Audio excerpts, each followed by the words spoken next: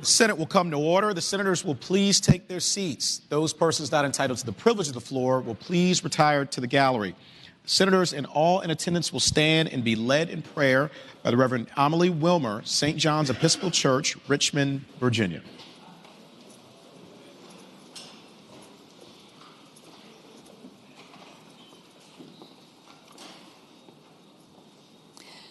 Let us pray. Holy and gracious God, we give thanks for this day and for all those who are gathered here this morning. We thank you for the bonds of friendship, commitment, and respect that unite this assembly together, and for calling them to tasks that challenge and delight them. We ask that you guide their minds, fill their imaginations, and open their hearts so that the deliberations made here today may be filled with the spirit of wisdom, charity, and justice, and always to the welfare of your people in the Commonwealth of Virginia and beyond. Bless us and keep us. In the name of the one who gives us life, heals our hearts, and leads us to the light. Amen. Amen.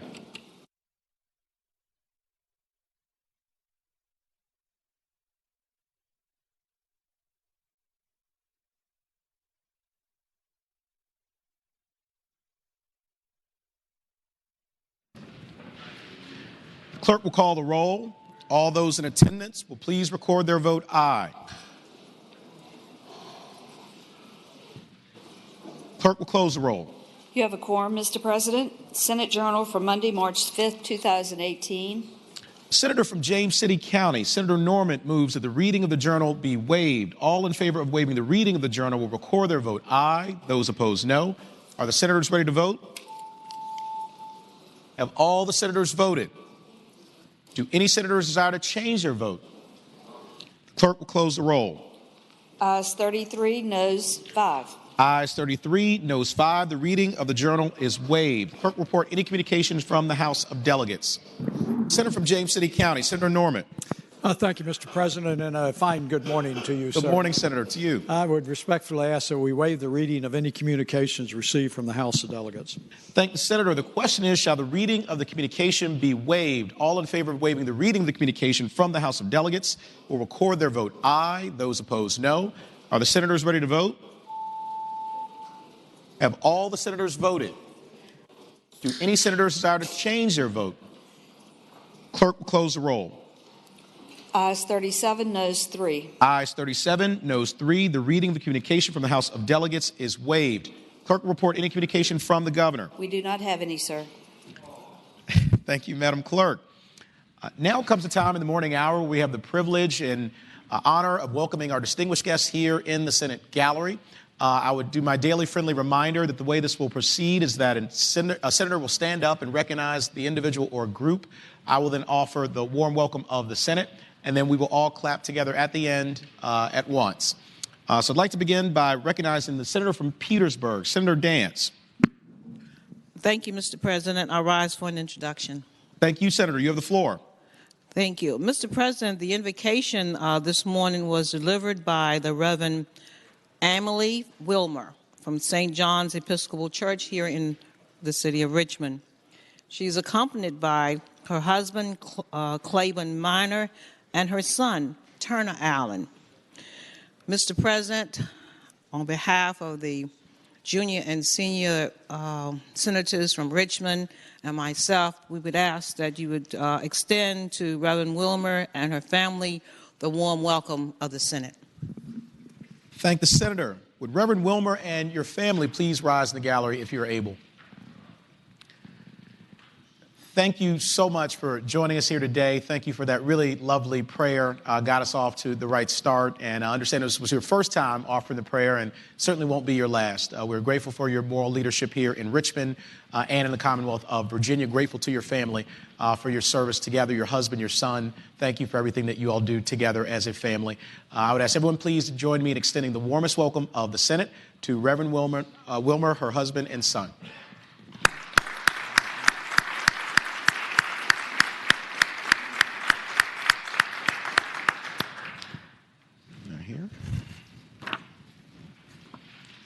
Senator from Accomack, Senator Lewis.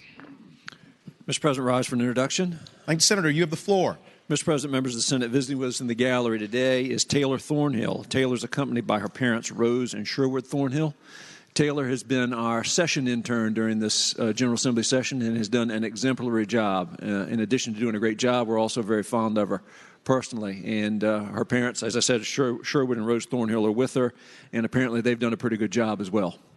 Thank you. And I hope we give them the warm welcome of the Senate, Mr. President. I thank the Senator. With Taylor Thornhill and her parents, Rose and Sherwood, please rise in the gallery if you're able.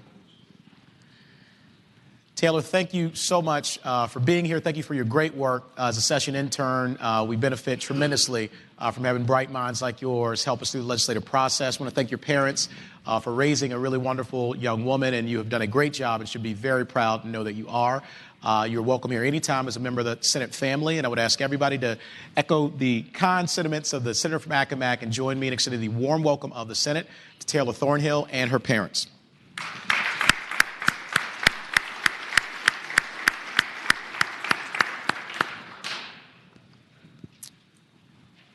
Senator from Roanoke City, Senator Edwards. Mr. President, I'm delighted to bring to your attention that the mother and the wife of the senator from Bath, my desk mate, are here today to make sure we're doing the right thing. Emmy Hicklin and Siobhan Deeds are in the gallery, and I ask you give them, Emmy Hicklin and Siobhan Deeds, the very warm welcome of the Senate and assure them we are doing the right thing. I thank the Senator. Would Emmy Hicklin and Siobhan Deeds please rise in the gallery if you are able? Thank you all so much for joining us here today. We are grateful to you and grateful for everything you do as a family to serve the Commonwealth of Virginia.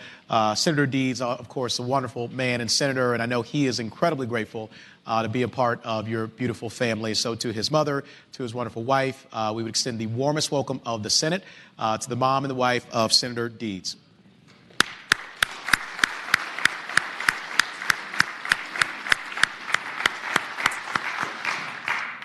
Senator from Northern Fairfax, Senator Howe. Good morning, Mr. President. Good morning, Senator.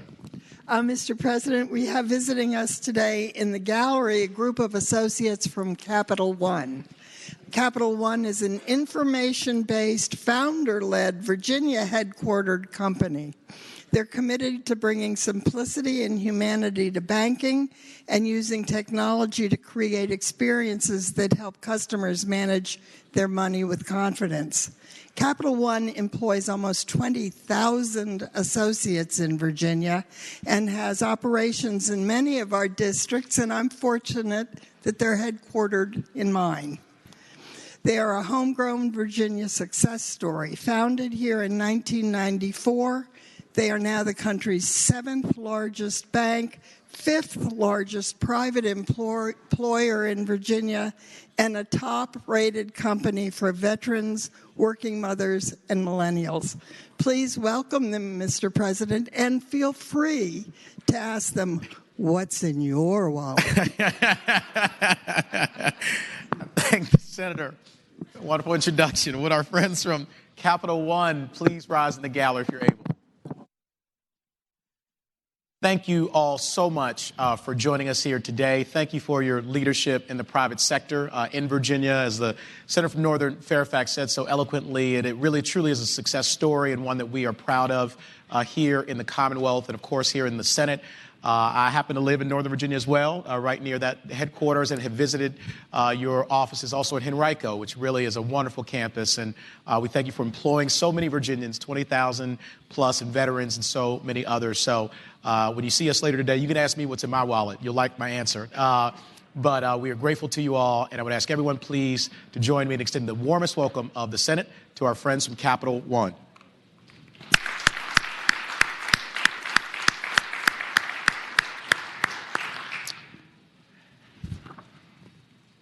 The junior senator from Virginia Beach, Senator DeSteff. Mr. President, I rise for an introduction. Thank you, Senator. You have the floor.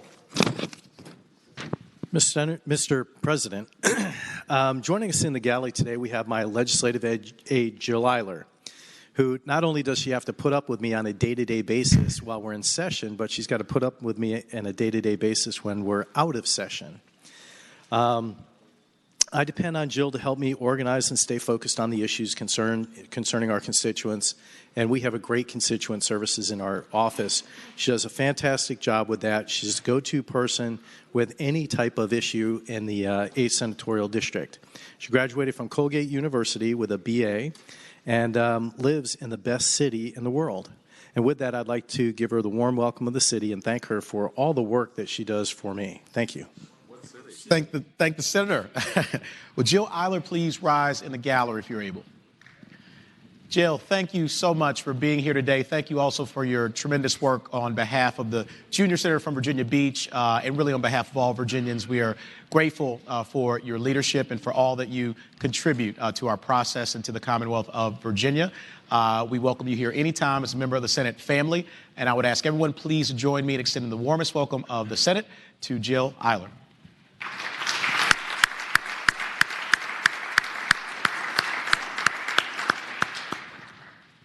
Senator from Franklin County, Senator Stanley. Morning, Mr. President. Good morning, Senator. I rise for the purposes of an introduction. Senator has the floor. And you may notice, Mr. President, my voice is a little bit better this time around. Not perfect yet, but I'm getting there. Mr. President, members of the Senate, I'd like you to extend the warm welcome to some very special people that just merely a year ago were on this floor helping us with our daily work, learning so much from Madam Clerk's PAGE program, and they've returned once again to see and make sure that we're doing everything at least closely the way we did it the year before. It's always great to see when pages return to the Senate gallery, especially even 1 year later, how much they've grown, how much they thrive, how much their lives have changed, and really, Mr. President, how much their lives have changed because of this PAGE program that Madam Clerk and the staff do. They just do such a fantastic job. I can speak personally as to the changes it made even in my own son. So, Mr. President, members of the Senate, if you would welcome in the gallery today from the Senate PAGE class of 2017, Addison Villanueva and Max Willett. And we welcome them. We love seeing them. We miss them. And we wish them all the success in the world. So if you'd extend to them the warm welcome in the Senate, I'd certainly appreciate it, sir. I thank the senator. Would Addison Villanueva and Max Willett please rise in the gallery if you're able? Addison and Max, thank you all so much for coming back to join us. Of course, you are a part of this family here in the Senate. All the senators here are so proud of each one of you and expect really great things for you in your futures. And so you'd be proud of this year's class of pages. They are following in your footsteps and doing a wonderful job. And Madam Clerk and her staff, as always, have been world class in creating this incredible program. So we are so proud to have alums like the two of you come out of this program and know that you are always welcome here. I would ask everyone please to join me in extending the warmest welcome of the Senate to two of our superstar PAGE alums, Addison Villanueva and Max Willett.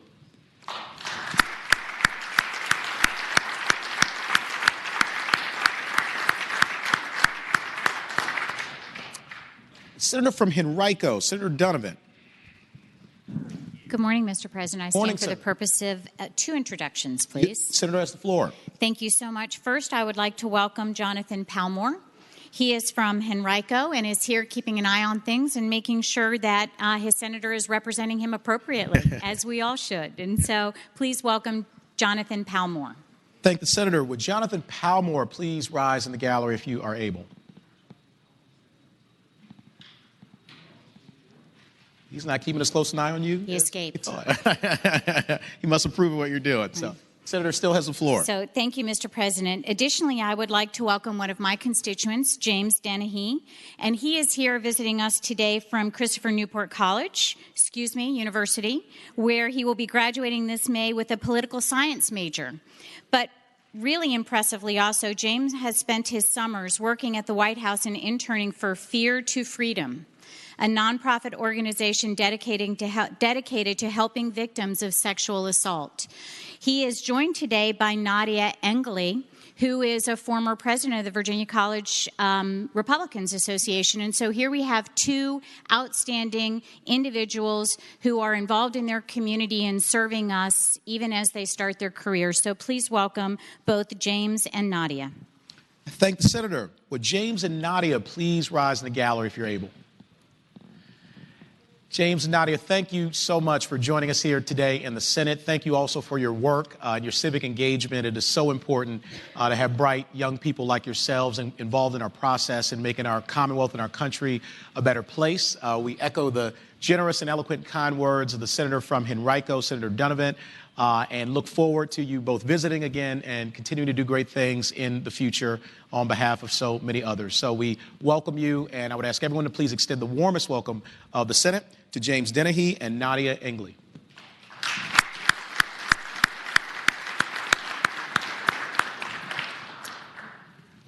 Senator from Hanover, Senator McDougal. Thank you, Mr. President. I rise for the purposes of the introduction. Thank the Senator. You have the floor. Thank you, Mr. President. Mr. President, we have a group from the Hanover High School with us today. Mr. President, they are the state tennis champions from last year.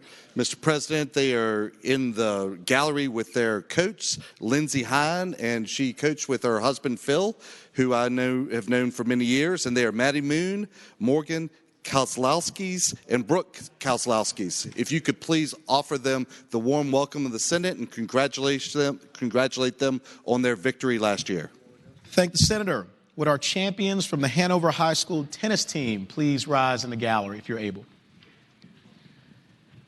Thank you all so much for joining us here today. Congratulations on a really, really significant accomplishment. I know we're all very proud of you and echo the generous and eloquent words of the senator from Hanover about how much we appreciate the work that you all have put in and the excellence that you've demonstrated. It's an inspiration to so many others. And so we look forward to even more great accomplishments to come in the future. We thank your coaches, your parents, your families for investing in you, but most importantly, thank each one of you. You have incredibly bright futures, and we are looking forward to seeing them happen. So I would ask everyone please to join me in extending the warmest welcome of the Senate to our champions from the Hanover High School tennis team.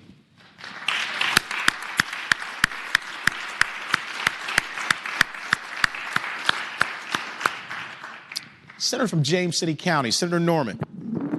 Thank you, Mr. President. I rise for purposes of a distinguished introduction, sir. I thank the Senator. You have the floor. Mr. President, ladies and gentlemen of the Senate, many of you know that I can be effusive in my enthusiasm about the historic triangle. This morning, we are very privileged to have in the gallery the family of a very distinguished, if not a historical gentleman from the city of Williamsburg. On page 43 of the calendar, there is a Senate Joint Resolution 194 celebrating the life of William T. Stone, Sr. And I want to take just a minute to share some of the historical perspective of this gentleman who was a friend and a colleague of mine in the Williamsburg Bar. He was born in Washington, D.C., but educated in Williamsburg, Virginia, and at a very early age, he learned the value of community commitment. He worked in the family's funeral home, which is the oldest active African-American business in the Williamsburg community. He served as a member of the United States Secret Service, the Supreme Court Police, and the Veterans Administration, and earned his law degree from American University in 1962. In 1968, Mr. President, he was appointed as a judge in the 9th Judicial District of Virginia, and he was the first African-American judge in that area, and we do believe he was the first African-American judge in the Commonwealth of Virginia. He was committed not just to his family, but to the community, and did a great deal to advance the legal profession in our community. He is fondly remembered by many in our community for his professional contributions, and he is survived by his wife, Sarah, who is in the gallery, his children, Tommy and Jackie, who is known to many of us, and Michael and Christopher. I would appreciate it, Mr. President, if you would extend a very warm welcome from the Senate of Virginia to the family of a gentleman who truly was historic in our area of Virginia, and that's the family of William T. Stone, Sr. Thank the Senator. Would the family of Judge William T. Stone, Sr. please rise in the gallery if you're able? Thank you all so much for joining us here today. I really want to echo and emphasize the eloquent words of the Senator from James City County about your father, husband, someone who is just so important, not only to your family, but to the life of the Commonwealth of Virginia, and in many ways to this country. Has set an incredible example for so many people to follow. And we are so grateful to you all for sharing his life with us. And know that his legacy will live on. You're a family you are worthy of his legacy. You each have done extraordinary things in your own lives and have been so generous with your own spirits to help so many other people. And so we are grateful to you. You are a part of this family. And Judge Stone's legacy is a part of the history and the future of the Commonwealth of Virginia. We're grateful to you. You're welcome back here anytime. And I would ask everyone please to join me in extending the warm welcome of the Senate to the Stone family.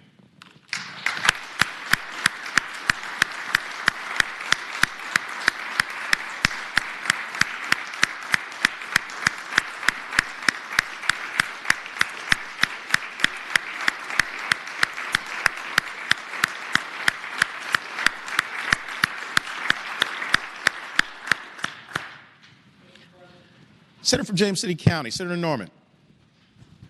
Ever since the redistricting, I have these brain lapses and forget that my friends did take the city of Williamsburg out of the district that I have the pleasure of being elected to. So I apologize once again to my colleague and my dear friend, the senator from Williamsburg, Monty Mason, who in fact does represent the city of Williamsburg and also it knows his family very well. And I apologize for leaving you out of the introduction, but he was very instrumental in this resolution.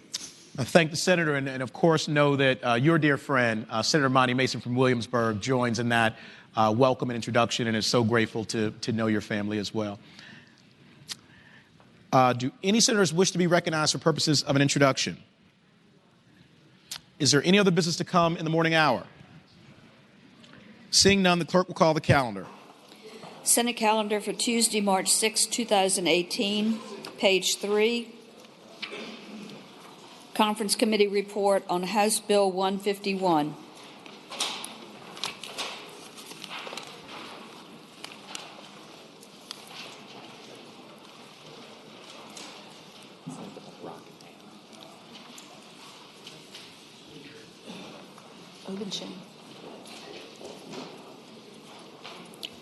Conference Committee report on House Bill 151. Senator from Rockingham, Senator Obenshain.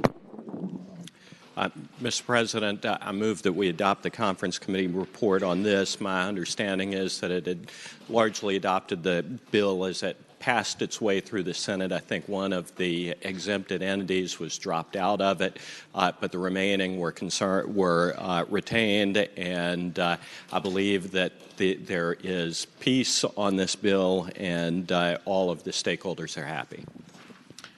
Thank the senator. Question is, shall the Conference Committee report be agreed to? All in favor of the motion will record their vote aye. Those opposed, no. Are the senators ready to vote? Have all the senators voted? Do any senators desire to change their vote? Clerk will close the roll. Ayes 40, noes 0. Ayes 40, noes 0. On page 5, Conference Committee report on House Bill 638. Senator from Rockingham, Senator Obenshain. Mr. President, I move that the Conference Committee report be adopted. And speaking to that, Senator has the floor. The trespass by electronic device, generally known as the drone bill. This made it through both chambers, and in conference there were some tweaks made to the provisions dealing with the uses for which a registered sex offender could put a drone. As it was drafted, it was so broad that it endangered the constitutionality of our sex offender registry. Restrictions still exist, but they are more carefully tailored. So with that, I would ask that the Conference Committee report be adopted. Thank the senator. Question is, shall the Conference Committee report be adopted? All in favor of the motion will record their vote aye. Those opposed, no. Are the senators ready to vote? Have all the senators voted? Do any senators desire to change their vote? Clerk will close the roll. Ayes 40, noes 0. Ayes 40, noes 0. On page 7, Conference Committee report on House Bill 1174. Senator from Russell, Senator Chafin. Thank you, Mr. President. 1174, I move that we agree with the conference report, and in support thereof, there were some technical changes that had to be made to get the bills to conform with one another, and it now represents the intentions of both bodies. Thank the Senator. Question is, shall the conference committee report be agreed to? All in favor of the motion will record their vote aye. Those opposed, no. Are the senators ready to vote? Have all the senators voted? Do any senators desire to change their vote? Clerk will close the roll. Ayes 40, noes 0. Ayes 40, noes 0. On page 11, unfinished business House. House Bill 153. The House has rejected the Senate substitute. Senator from Mecklenburg, Senator Ruff. Thank you, Mr. President. I move that the Senate insist on its amendments and or substitute and respectfully request a committee of conference. Thank you, Senator. Question is, shall the Senate insist on its substitute and respectfully request a committee of conference? All in favor of the motion will record their vote aye. Those opposed, no. Are the senators ready to vote? Have all the senators voted? Do any senators desire to change their vote? Clerk will close the roll. Ayes 40, noes 0. Ayes 40, noes 0. House Bill 483. The House has rejected the Senate substitute. Senator from Rockingham, Senator Obenshain. Mr. President, I move that we insist on our substitute and request a committee of conference. Thank the Senator. The question is, shall the Senate insist on its substitute and request a committee of conference? All in favor of the motion will record their vote aye. Those opposed, no. Are the senators ready to vote? Have all the senators voted? Do any senators desire to change their vote?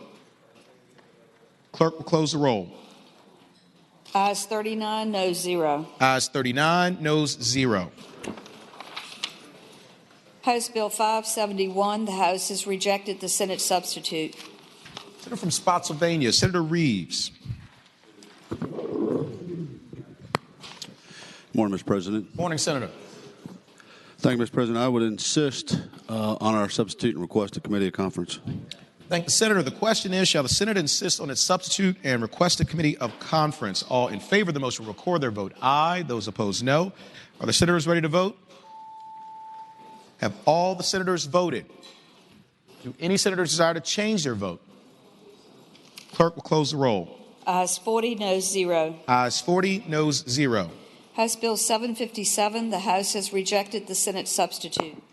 Senator from Rockingham, Senator Obenshain. Mr. President, I move that we insist on our substitute and request a committee of conference. Thank the Senator. The question is, shall the Senate insist on its substitute and request a committee of conference? All in favor of the motion will record their vote aye. Those opposed, no. Are the senators ready to vote? Have all the senators voted? Do any senators desire to change their vote? Clerk will close the roll. Ayes 35, noes 5. Ayes 35, noes 5.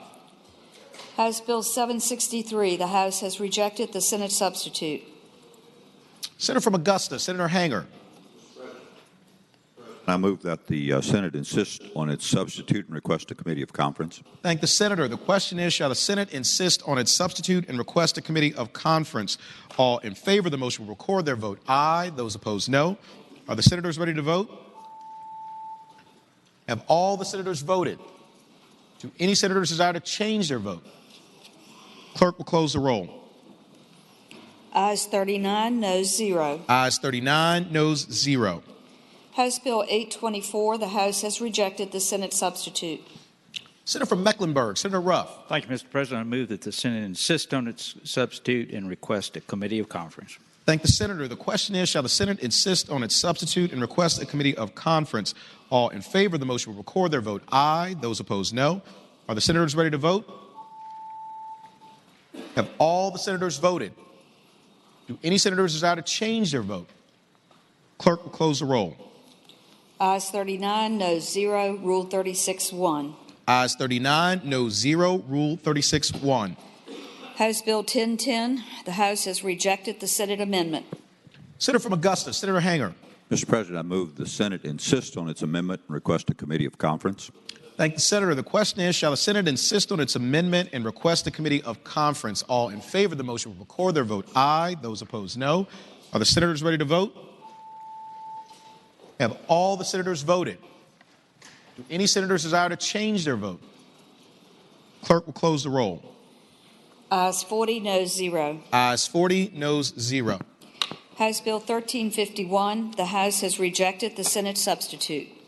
Senator from Rockingham, Senator Obenshain. Mr. President, I move that we insist on our substitute and request a committee conference. Thank the Senator. The question is, shall the Senate insist on its substitute and request a committee of conference? All in favor of the motion will record their vote aye. Those opposed, no. Are the senators ready to vote? Have all the senators voted? Do any senators desire to change their vote? The clerk will close the roll. Ayes 40, noes 0. Ayes 40, noes 0. House Bill 1539, the House has rejected the Senate substitute. Senator from Augusta, Senator Hanger. Mr. President, I move the Senate insist on its substitute and request a committee of conference. Thank the Senator. The question is, shall the Senate insist on its substitute and request a committee of conference? All in favor of the motion will record their vote aye. Those opposed, no. Are the senators ready to vote?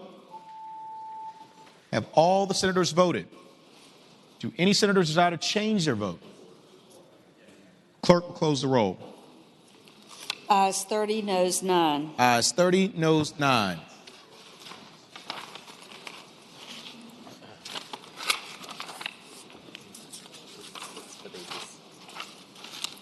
House Bill 287, the House has acceded to the request for a committee of conference. Conferees on the part of the Senate on 287 is named by the Chairman of Transportation, Senator Carrico, or Senators DeSteff, Cosgrove, and Peake. House Bill 690, the House has acceded to a request for a committee of conference. Conferees on the part of the Senate is named by the Chairman of Privileges and Elections, are Senator Vogel or Senator Chafin, Cosgrove, and Eben. On House Bill 1000, the House has acceded to a request for a committee of conference. Conferees on the part of the Senate on House Bill 1000 is named by the Chair of Education and Health, Senator Newman, or Senators Carrico, Black, and Lucas. House Bill 1055, the House has acceded to a request for a committee of conference. Conferees on the part of the Senate on House Bill 1055 is named by the Chairman of Courts for Justice, Senator Obenshain, or Senators McDougal, Deeds, and Peake. House Bill 1157, the House has acceded to a request for a committee of conference. Conferees on the part of the Senate on House Bill 1157 is named by the Chairman of Education and Health, Senator Newman, or Senators Donovan, Cosgrove, and Peterson. House Bill 1419, the House has acceded to the request for a committee of conference. Conferees on the part of the Senate on House Bill 1419 is named by the Chair of Education and Health, Senator Newman, or Senators Carrico, Suderline, and Lewis. Uncontested business, unfinished business, Senate. Senate Bill 126 has passed the House with amendments. Senior Senator from Virginia Beach, Senator Cosgrove. Thank you, Mr. President. I didn't know I'd moved to Virginia Beach, but that's okay. Oh, it's a beautiful city. Sorry, Chesapeake. I like it there a lot. Talking about Virginia Beach earlier. Mr. President, I ask that we accept the House amendments that basically makes it clear that Plan District 8 can continue to drive a red process the way they've been doing it, and it also makes sure that the other districts can basically make that program the way they want it. All sides will be happy with this. Thank the Senator from Chesapeake. The question is, shall the amendment be agreed to? All in favor of the motion will record their vote aye. Those opposed, no. Are the senators ready to vote? Have all the senators voted? Do any senators desire to change their vote? Clerk will close the roll. Ayes 40, noes 0. Ayes 40, noes 0. Senate Bill 177 has passed the House with amendment. Senator from Franklin County, Senator Stanley. Thank you, Mr. President. With the recommendation that we reject the House amendment, I move that we concur with the House amendment in explaining that motion, sir. There is the floor. Thank you, Mr. President, members of the Senate. On Senate Bill 177, when it passed out of here, it had the clause on it. They have stripped out the clause and sent it back.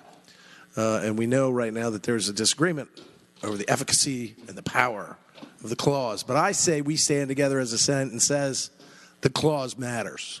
So with the recommendation that we reject the House amendment because we believe in the clause, I move that we concur with the House amendment. Was that good, Emmett? Thank you, sir. Thank the senator. Question, with the recommendation that it be rejected, the question is, shall the Senate concur with the House amendment? All in favor of the motion will record their vote aye. Those opposed, no. Are the senators ready to vote? Have all the senators voted? Do any senators desire to change their vote? Clerk will close the roll.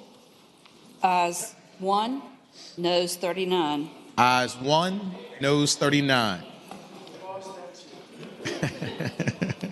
Senate Bill 218 is passed the House with amendment. Senator from Accomack, Senator Lewis. Mr. President, I move that we accept the House amendment as it is purely technical in nature and doesn't change any of the substantive provisions of the bill. Thank the senator. Question is, shall the Senate concur with the House amendment? All in favor of the motion will record their vote aye. Those opposed, no. Are the senators ready to vote?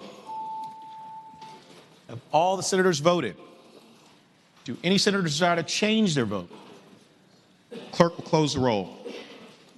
Ayes 40, noes 0. Ayes 40, noes 0. Senate Bill 226 is passed the House with amendments. Senator from Franklin County, Senator Stanley. Thank you, Mr. President. Now, this time I move that we concur with the House amendment, sir, and speaking to that motion. Senator has the floor. Thank you, Mr. President, members of the Senate. Senate Bill 226, as you would be reminded, passed out of this body with regard to the prescribing of opioids by veterinarians and how we could get that to be monitored by the prescription monitoring program. If you remember, the bill basically in a nutshell allows for post-operative opioid prescription by the vets, but anything over 6 days, 7 days would have to be then handled through a pharmacy, and then the owner of that animal who is receiving those opioids would be put through the PMP program. What we did basically is tighten up some of that language that made it more agreeable even to the veterinarians and made it so this would run more efficiently through the PMP program. So it's actually made the bill better, which is rare when the House makes something better. So for those reasons, and I hope they're not watching right now, I move that we concur with the House amendments. Thank the senator. Question is, shall the Senate concur with the House amendments? All in favor of the motion will record their vote aye. Those opposed, no. Are the senators ready to vote? Have all the senators voted? Do any senators desire to change their vote? Clerk will close the roll. Ayes 40, noes 0. Ayes 40, noes 0. Senate Bill 343 is passed the House with a substitute. Senator from Lynchburg, Senator Peake.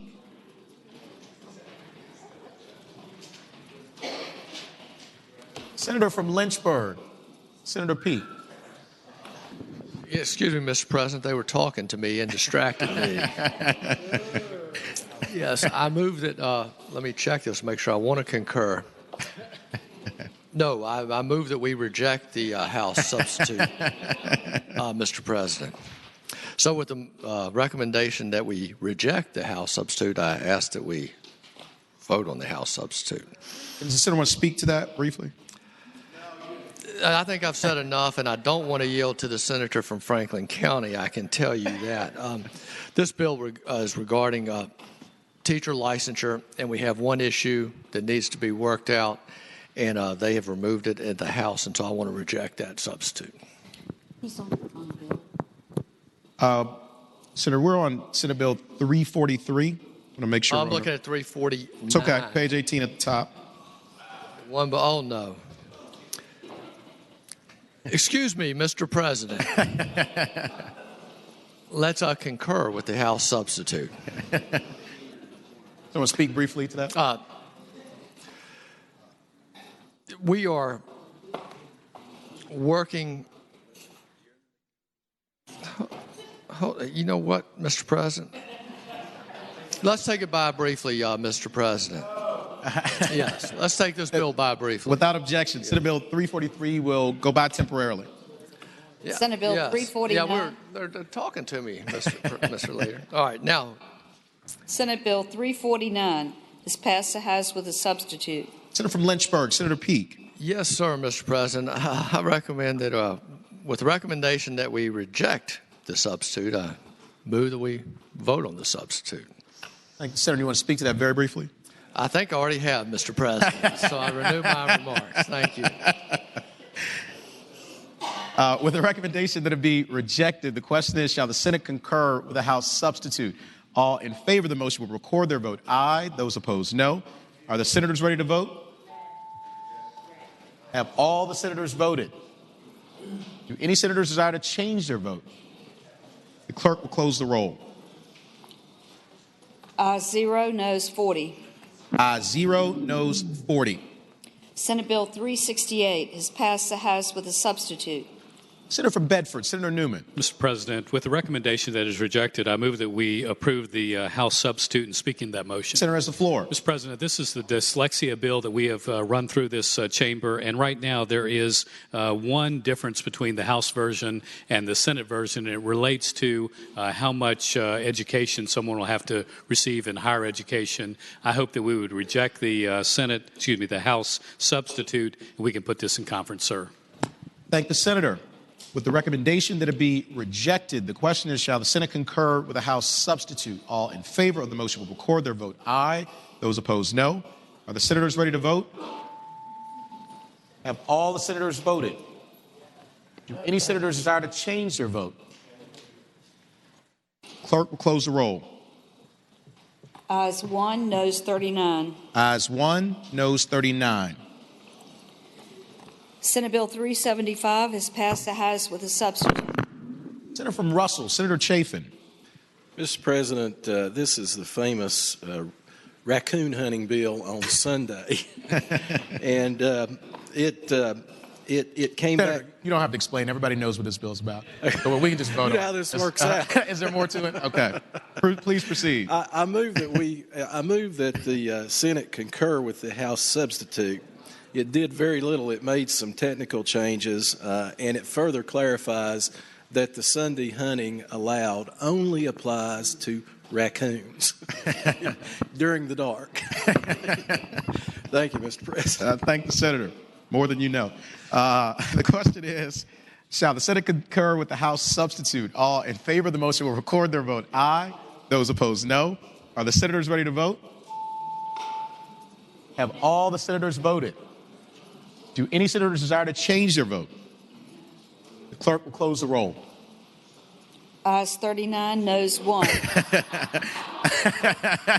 Mr. Chairman, voting on the prevailing side of which we passed Senate Bill 375. Can we please reconsider that vote? Hold on 1 second.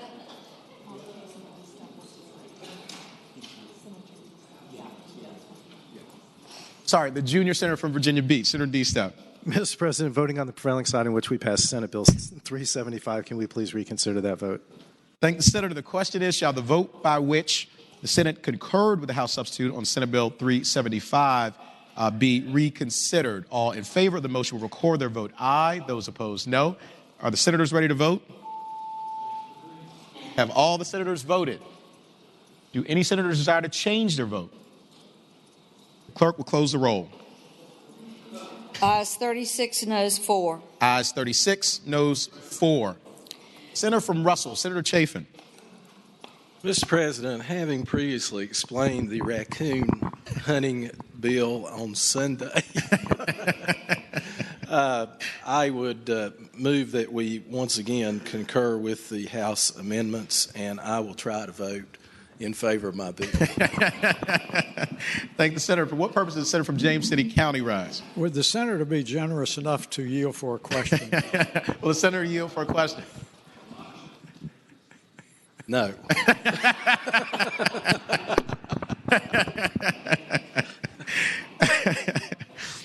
Question is, shall the Senate concur with the House substitute? All in favor of the motion will record their vote aye. Those opposed, no. Are the senators ready to vote? Have all the senators voted? Do any senators desire to change their vote? The clerk will close the roll. Ayes 40, noes 0. Ayes 40, noes 0. Senate Bill 405 is passed the House with a substitute.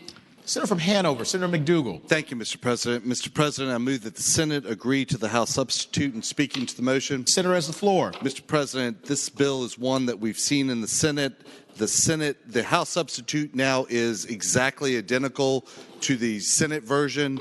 As the substitute moved through the body, it added in clearer language in the clause number 2 at the end of the bill and specified undergrounding and making sure that that is clear for localities. Mr. President, the amendments were requested by local government and make that part of the bill stronger, and I'd ask that the Senate accept them. Thank the Senator. Question is, shall the Senate concur with the House substitute? All in favor of the motion will record their vote aye. Those opposed, no. Are the senators ready to vote? Have all the senators voted? Do any senators desire to change their vote? Clerk will close the roll. Ayes 25, noes 11. Ayes 25, noes 11. Senate Bill 450 is passed the House with a substitute. Senator from Petersburg, Senator Dance. Thank you, Mr. President. I move that the Senate agree to the House substitute. And Senator has the floor. Thank you. The delegate had the last stab at this, and so we've been trying to keep our bills identical and making sure all of the stakeholders are in agreement as far as how the transfer easement from the Battlefield Park property to the National Park services. And the language change is that October 1, 2018, the Secretary shall report on the status of this protocol to the Chairman of the Senate Committee on Agriculture, Conservation, and Natural Resources and the House Committee on Agriculture, Chesapeake, and Natural Resources, keeping everybody happy. So I would ask that you would pass the substitute. Thank the Senator. Question is, shall the Senate concur with the House substitute? All in favor of the motion will record their vote aye. Those opposed, no. Are the senators ready to vote? Have all the senators voted? Do any senators desire to change their vote? Clerk will close the roll. Ayes 40, noes 0. Ayes 40, noes 0. Senate Bill. Senior Senator from Fairfax, Senator Saslaw. Mr. President, having voted on the prevailing side by which we just passed a minute ago, SB 405, I'd ask reconsider that.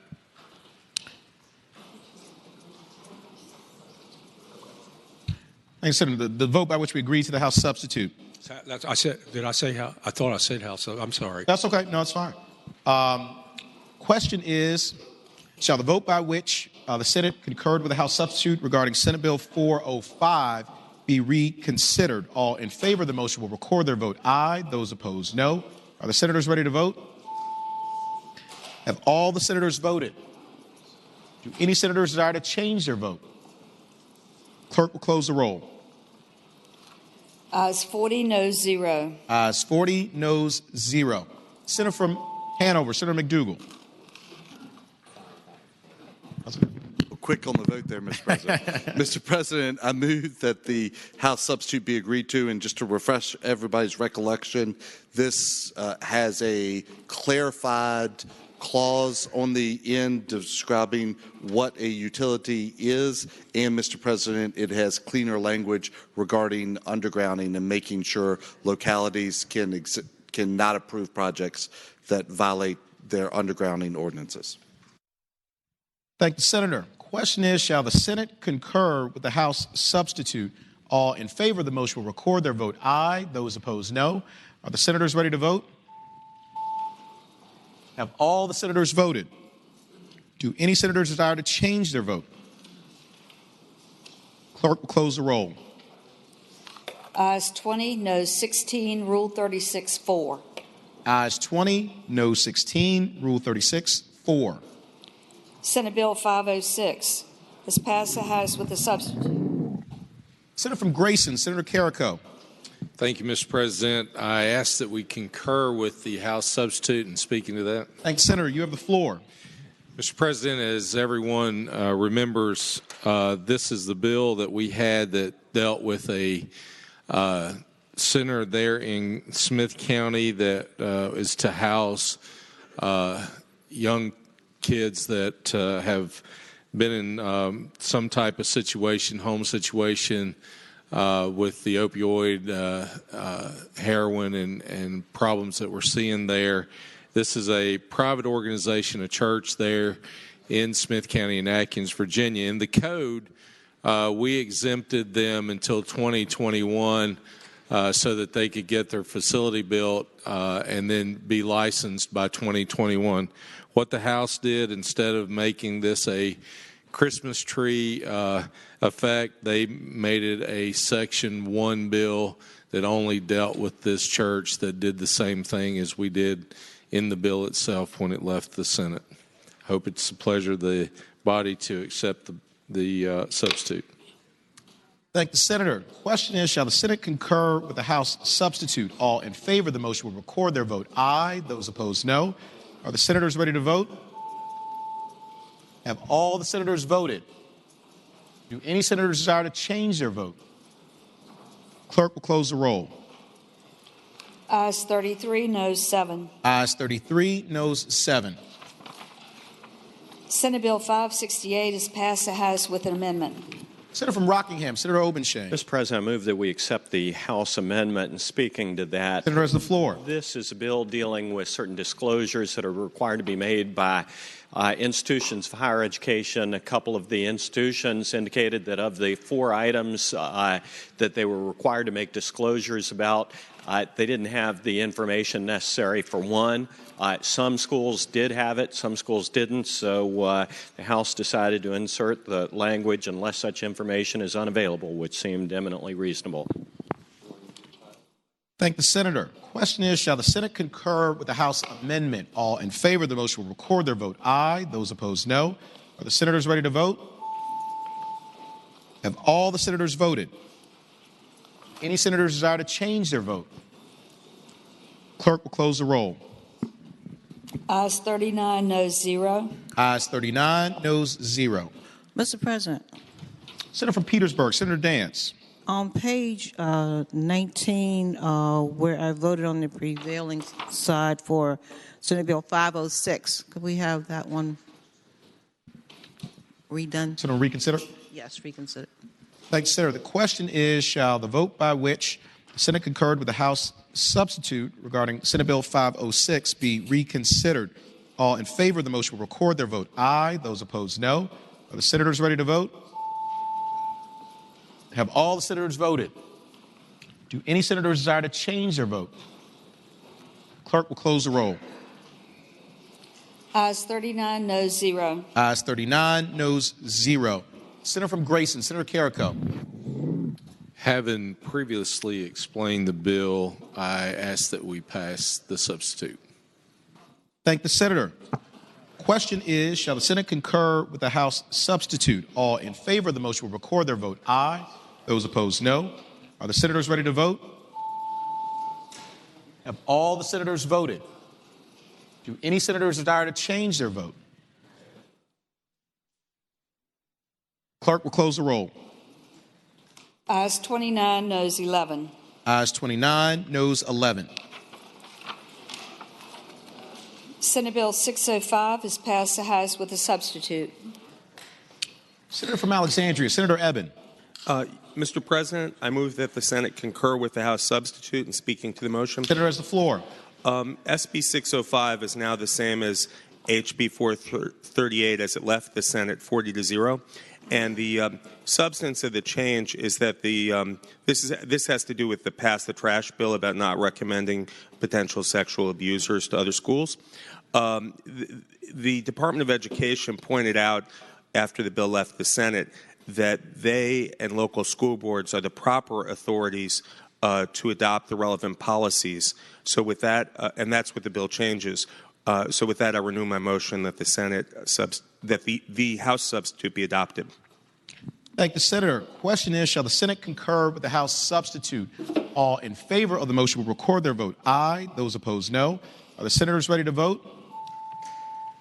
Have all the senators voted? Do any senators desire to change their vote? Clerk will close the roll. Ayes 40, noes 0. Ayes 40, noes 0. Senate Bill 631 is passed the House with a substitute. Senator from Henrico, Senator Donovan. Thank you, Mr. President. I move that we accept the House substitute, concur with the substitute. Thank the Senator. You would like to speak to that briefly? I would. Speaking to the substitute, this is the community college bill that shores up processes so that community colleges are consistent across the state, and also that credits on core curriculum are accepted by all four-year universities. It'll help us also go back and fix dual enrollment, which is administered by the community colleges. And there were just language changes in this to make it more refined, more precise, and to maybe make it a little bit more accountable. Thank the Senator. Question is, shall the Senate concur with the House substitute? All in favor of the motion will record their vote aye. Those opposed, no. Are the senators ready to vote? Have all the senators voted? Do any senators desire to change their vote? Clerk will close the roll. Ayes 40, noes 0. Ayes 40, noes 0. Senate Bill 959 is passed the House with a substitute. Senator from Hanover, Senator McDougal. Thank you, Mr. President. Mr. President, I move that the Senate agree to the House substitute and speaking to the motion. Senator has the floor. Mr. President, this is the bill that deals with how a sheriff can dispose of an unclaimed dead body. The House wanted to put more language in about what has to be in the order directing the clerks to put and in the final order. And so it does no harm to the bill, and I move that we accept it. Thank the Senator. The question is, shall the Senate concur with the House substitute? All in favor of the motion will record their vote aye. Those opposed, no. Are the senators ready to vote? Have all the senators voted? Do any senators desire to change their vote? The clerk will close the roll. Ayes 40, noes 0. Ayes 40, noes 0. Senate Bill 49, the House insists on its substitute and request a committee of conference. The senior senator from Chesapeake, Senator Cosgrove. Mr. President, I ask that we accede to the request by the House for a committee of conference. Thank the Senator. The question is, shall the Senate accede to the request for a committee of conference? All in favor of the motion will record their vote aye. Those opposed, no. Are the senators ready to vote? Have all the senators voted? Do any senator desire to change their vote? Clerk will close the roll. Ayes 38, noes 1. Ayes 38, noes 1. Conferees on the part of the Senate on Senate Bill 49 is named by the Chairman of Courts of Justice, Senator Obenshain, or Senators Cosgrove, Spruill, and Obenshain. Senate Bill 278, the House insists on its substitute and request a committee of conference. Senator from Fairfax City, Senator Peterson. Thank you, Mr. President. I move that we accede to the request of the House and appoint a committee of conference. Thank the Senator. Question is, shall the Senate accede to the request for a committee of conference? All in favor of the motion will record their vote aye. Those opposed, no. Are the senators ready to vote? Have all the senators voted? Do any senators desire to change their vote? Clerk will close the roll. Ayes 40, noes 0. Ayes 40, noes 0. Conferees on the part of the Senate on Senate Bill 278 is named by the Chair of Courts of Justice, Senator Obenshain, or Senators Peterson, Obenshain, and Deeds.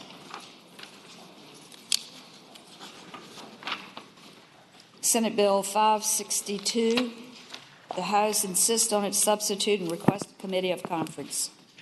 Senator from Rockingham, Senator Obenshain. Mr. President, I move that we accede to the House request for a committee conference. Thank the Senator. Question is, shall the Senate accede to the request for a committee of conference? All in favor of the motion will record their vote aye. Those opposed, no. Are the senators ready to vote? All the senators voted. Do any senators desire to change their vote? Clerk will close the roll. Ayes 40, noes 0. Ayes 40, noes 0. Conferees on the part of the Senate on Senate Bill 562 is named by the Chair of Courts of Justice, Senator Obenshain, or Senators Obenshain, Reeves, and Howell. Senate Bill 565, the House insists on its amendments and requests a committee of conference. Senator from Rockingham, Senator Obenshain. Mr. President, I move that we accede to the House request for a committee conference. Thank the senator. Question is, shall the Senate accede to the House request for a committee of conference? All in favor of the motion will record their vote aye. Those opposed, no.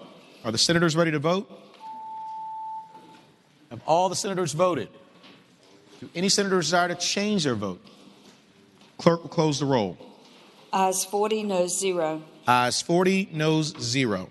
Conferees on the part of the Senate on Senate Bill 565 is named by the Chairman of Courts of Justice, Senator Obenshain, or Senators Obenshain, Norman, and Howe.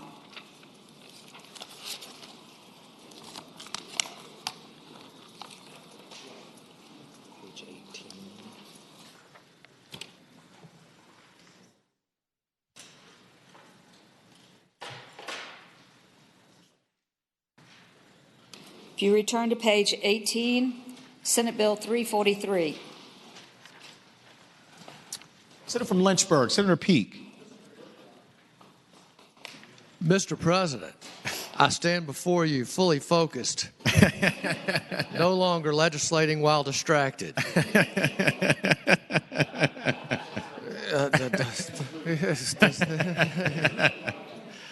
has the floor. Mr. President, I move that we firmly reject the House substitution, which in essence gutted my fine bill. And that is enough on that. Here, thank you. With the recommendation that it be firmly rejected, the question is, shall the Senate concur with the House substitute? All in favor of the motion will record their vote aye. Those opposed, no. Are the senators ready to vote? Have all the senators voted? Do any senators desire to change their vote?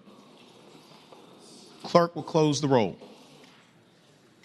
Ayes 0, noes 39. Ayes 0, noes 39. Mr. President. Senator from Bedford, Senator Newman. Mr. President, continuing on page 18, I would move that we reconsider the vote by which we rejected the substitute, Senate Bill 368. Thank the senator. The question is, shall the vote by which the substitute was rejected be reconsidered? All in favor of the motion will record their vote aye. Those opposed, no. The senators ready to vote? Have all the senators voted? Do any senators desire to change their vote? Clerk will close the roll. Ayes 40, noes 0. Ayes 40, noes 0. Mr. President. Senator from Bedford, Senator Newman. Mr. President, I move that we accept the House amendment. Mr. President, I erred earlier in thinking that they did not include the language related to higher education, and I believe that the language is correct, and therefore I would hope that we would agree with the House substitute. Thank the senator. Question is, shall the Senate concur with the House substitute? All in favor of the motion will record their vote aye. Those opposed, no. Are the senators ready to vote? Have all the senators voted? Do any senators desire to change their vote? Clerk will close the roll. Ayes 40, noes 0. Ayes 40, noes 0.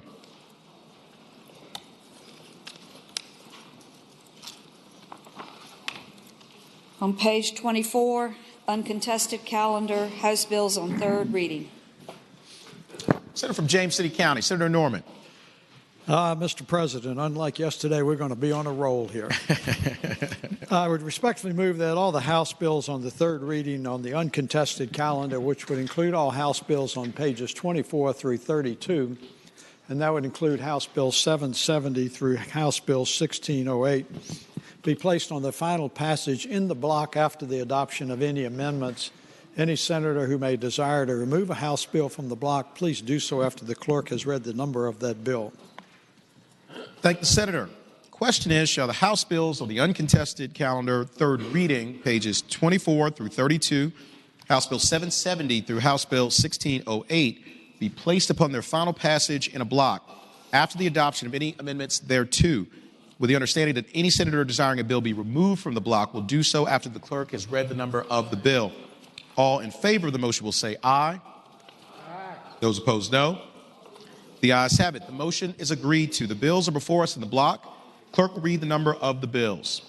House Bill 770, reported from the Committee on Finance with a substitute. Senator from Augusta, Senator Hanger. Mr. President, I move the committee substitute be agreed to.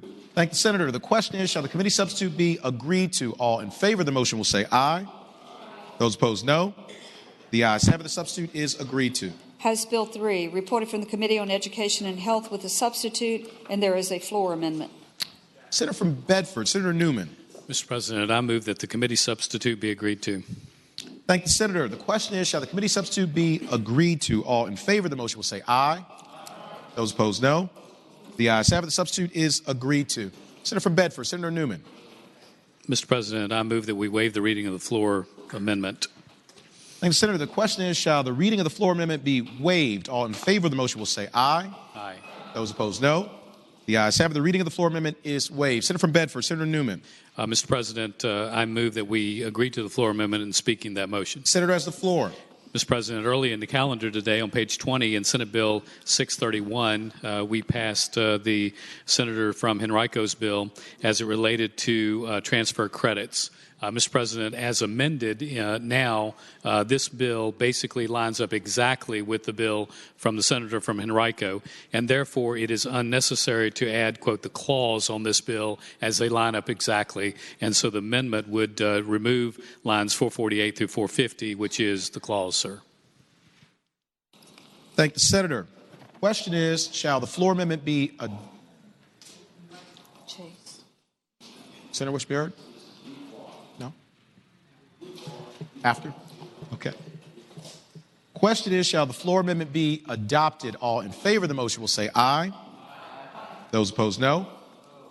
The ayes have it. The floor amendment is adopted. Senator from Chesterfield, Senator Chase.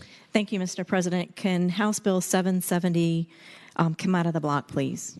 Without objection, House Bill 770 will come out of the block. House Bill 165, reported from the Committee on Education and Health with amendments. Senator from Bedford, Senator Newman. Mr. President, I move that the committee amendment be agreed to. Thank the Senator. The question is, shall the committee amendments be agreed to? All in favor of the motion will say aye. Those opposed, no. The ayes have it. The committee amendments are agreed to. House Bill 366. Mr. President. Junior Senator from Loudoun County, Senator Wexton. Could Senate Bill 165 come out of the block, please? Is it House Bill? Sorry, House Bill 165 without objection will be removed from the block. Mr. President. Senator from Spotsylvania, Senator Reeves. We put the brakes on House Bill 366 and ask that go by for the day. Let's see, the one we're coming up on. Without objection, House Bill 366 will go by for the day.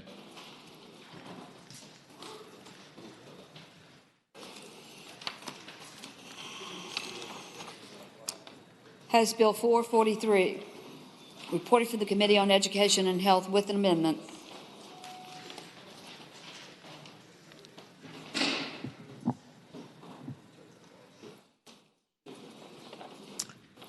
Senator from Bedford, Senator Newman.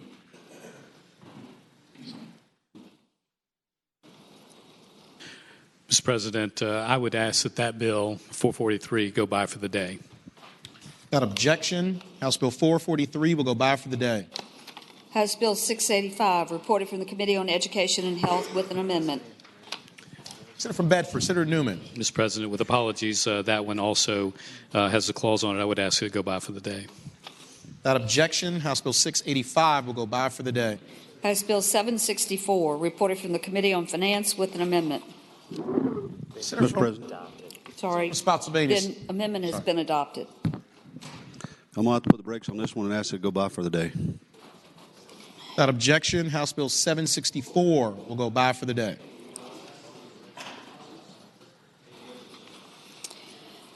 House Bill 919, reported from the Committee on Education and Health with a substitute, and there is a floor amendment. Senator from Bedford, Senator Newman. Mr. President, I move that we agree with the substitute. Thank the Senator. The question is, shall the committee substitute be agreed to? All in favor of the motion will say aye. Aye.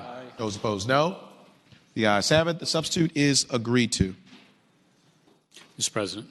Senator from Bedford, Senator Newman. Mr. President, I move that we waive the reading of the floor amendment. Question is, shall the reading of the floor amendment be waived? All in favor of the motion will say aye. Aye. Those opposed, no. The ayes have it. The reading of the floor amendment is waived. Senator from Bedford, Senator Newman. Mr. President, I move that we agree to the floor amendment and speaking of that motion. Senator has the floor. Mr. President, this bill now also looks exactly like Senate Bill 631, which came back over from the House, and we just passed from the Senator from Henrico. Given that information, it is identical to what we had and identical to what is in our budget, and therefore the amendment would take the clause off of it as it is no longer necessary. Thank the Senator. Question is, shall the floor amendment be adopted? All in favor of the motion will say aye. Those opposed, no. The ayes have it. The floor amendment is adopted. House Bill 1125, reported from the Committee on Education and Health with a substitute with amendment, and there is a floor amendment. Senator from Bedford, Senator Newman. Mr. President, I move that we adopt the committee substitute. Thank the Senator. The question is, shall the committee substitute be adopted? What? He doesn't want the amendment. Mr. President. The Senator want the amendment as well? I do not. Okay. You do not? Just the substitute. Just the sub. Okay. So we're just moving the committee substitute. The question is, shall the committee substitute be adopted? All in favor of the motion will say aye. Aye. Those opposed, no. The ayes have it. The substitute is adopted. Senator from Bedford, Senator Newman. Mr. President, I move that we agree with the committee amendment, but ask that you reject that and speak of that motion. Senator has the floor. Mr. President, as you will see from the senator from Lynchburg, that we now have a version of this bill which is identical or nearly identical with the gentleman's floor amendment to what we have sent over there. Therefore, this bill has gone through the Senate Finance Committee in that form and does not need the clause. And therefore, I would hope that we would reject the committee amendment, but ask that we support it. Thank you, Senator. With the recommendation that it be rejected, the question is, shall the committee amendment be agreed to? All in favor of the motion will say aye. Those opposed, no. No. The noes have it. The committee amendment is rejected. Senator from Lynchburg, Senator Peake. Yes, Mr. President, I move that we waive the reading of the floor amendment. Question is, shall the reading of the floor amendment be waived? All in favor of the motion will say aye. Those opposed, no. The ayes have it. The reading of the floor amendment is waived. Senator from Lynchburg, Senator Peake. Yes, Mr. President, I move the floor amendment be accepted by the body and speaking to the amendment. Senator has the floor. Yes, sir, Mr. President. Thank you. This bill goes to teacher licensure and credentialing, and we're trying to relieve the shortage that we have in the Commonwealth currently. And speaking to this amendment applies to foreign language teachers. It has come to our attention during this past summer that many localities or some localities have foreign language teachers who are actually from foreign countries who are having problems passing the literacy portion of the teacher credentialing part of our requirements. And this amendment would allow localities, it gives them the option of, just with relation to foreign language teachers, of waiving that requirement. I ask that the amendment pass. Thank the Senator. For what purpose is Senator from Arlington, Senator Favola rise? Thank you, Mr. President. I rise to speak to the floor amendment. Senator has the floor. Thank you, Mr. President. I do understand the intentions of the patron of this floor amendment, but I do have to ask the body to vote the amendment down. What this does, as you know, is for foreign language teachers, it would allow school boards to waive the requirement that they be proficient in basic English language skills. And I understand that these teachers are teaching a foreign language, but it is important to be able to speak to our students and to speak to our parents in English. I mean, this is an academic setting. So I delved into the issue a little bit more, and as I found out, the Department of Education does have a very specific website that talks about sample questions, that discusses this basic communications literacy test that the teachers are expected to pass if they want a permanent license. So there are ways of getting to this permanent license. If you can achieve basic English literacy, you can take these sample questions, you can get a tutor, and I believe you can reach the point where you can pass this test. We do value our foreign language teachers, and we don't want to place a high bar. But ladies and gentlemen, the bar that is there is not high. So the Department of Education is aware of this, and well, let's just say has some difficulties, and I think there's some other stakeholder groups that have some difficulties with this as well. So maybe we can deal with this issue another day. But for this moment, I would ask the ladies and gentlemen of the Senate to vote down this floor amendment. Thank you so much. Thank you, Senator. Question is, shall the floor amendment... Senator, what's to be heard again? If no one else From wishes, Lynchburg. if no one else wishes to speak, Mr. President. Do any other senators wish to be heard on the floor amendment? Seeing none, Senator has the floor. Thank you, Mr. President. Just to respond briefly, these teachers speak English. They communicate with their students.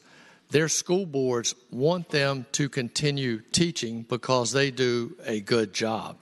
These tests, that it's not just basic English skills that they have had problems with. And so this relies only to foreign language teachers. And for the most part, these are teachers who are coming from foreign countries and have problems with the particular grammar on this required test. So I move that the bill pass. Thank you, Senator. Question is, shall the floor amendment be adopted? All in favor of the motion will say aye. Aye. Those opposed, no. No. Chair is uncertain. We'll have a recorded vote. All in favor of the motion will record their vote aye. Those opposed, no. Senators ready to vote? Have all the senators voted? Do any senators desire to change their vote? Clerk will close the roll. Ayes 21, noes 19. Ayes 21, noes 19. The floor amendment is adopted. House Bill 1297, the committee substitute, has been adopted by the Senate. House Bill 1516, the committee substitute from Courts of Justice and Finance have been adopted. House Bill 771. Mr. President. Senator from Fairfax City, Senator Peterson. Could House Bill 1516 come out of the block? Without objection, House Bill 1516 will be removed from the block. Could it go by for the day as well? Without objection, House Bill 1516 will go by for the day.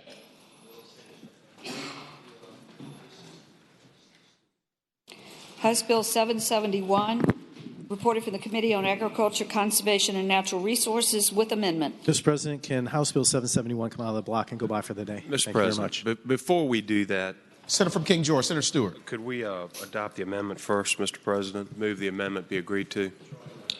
Question is, shall the committee amendment be... Mr. President, I will withdraw my motion. Question is, shall the committee amendment be agreed to? All in favor of the motion will say aye. Aye. Those opposed, no. The ayes have it. The committee amendment is agreed to. Mr. President, could that come out of the block and by for the day? Without objection, House Bill 771 will come out of the block and go by for the day after the adoption of the committee amendment. House Bill 995, reported from the Committee on Agriculture, Conservation, and Natural Resources. House Bill 1036, reported from the Committee on Agriculture, Conservation, and Natural Resources. House Bill 1328, reported from the Committee on Agriculture, Conservation, and Natural Resources. House Bill 1404, reported from the Committee on Agriculture, Conservation, and Natural Resources. House Bill 1475, reported from the Committee on Agriculture, Conservation, and Natural Resources. House Bill 1479, reported from the Committee on Agriculture, Conservation, and Natural Resources with a substitute. Senator from King George, Senator Stewart. Thank you, Mr. President. I move the substitute be adopted. Thank the Senator. The question is, shall the committee substitute be adopted? All in favor of the motion will say aye. Those opposed, no. The ayes have it. The committee substitute is adopted. Mr. President. Senator from Eastern Fairfax, Senator Searle. Could House Bill 1404 come out of the block and by for the day? On page 30? Yes, sir. Without objection, House Bill 1404 will come out of the block and go by for the day. House Bill 1521, reported from the Committee on Agriculture, Conservation, and Natural Resources. House Bill 1537, reported from the Committee on Agriculture, Conservation, and Natural Resources. House Bill 1607, reported for the Committee on Agriculture, Conservation, and Natural Resources. House Bill 1608, reported from the Committee on Agriculture, Conservation, and Natural Resources. Senator from Rockingham, Senator Obenshain. Mr. President, I don't know whether I missed this or not, but could House Bill 1516 on page 29 come out of the block and go by for the day? It's gone by for the day already. Thank you. Thank you. Question is, shall the House bills pass in a block? That is all bills except for House Bills 770, 165, 366, 443, 685, 764, 1516, 771, and 1404. All in favor of the motion record their vote aye. Those opposed, no. Are the senators ready to vote? Have all the senators voted? Do any senators desire to change their vote? Clerk will close the roll. Ayes 40, no 0. Ayes 40, no 0. The bills in the block pass. Returning to page 24, House Bill 770. Mr. President, can House From Chesterfield, Senator Chase. Can House Bill 770 go by for the day, please? Without objection, House Bill 770 will go by for the day. House Bill 165. Senator from Bedford, Senator Newman. Mr. President, in talking to the senator from Northern Fairfax, I understand that there are still some questions about this bill, and therefore I would ask that it go by for the day. Without objection, House Bill 165 will go by for the day.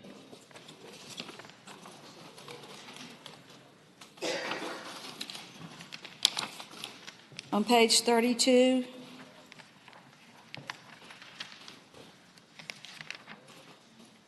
regular calendar House bills on third reading.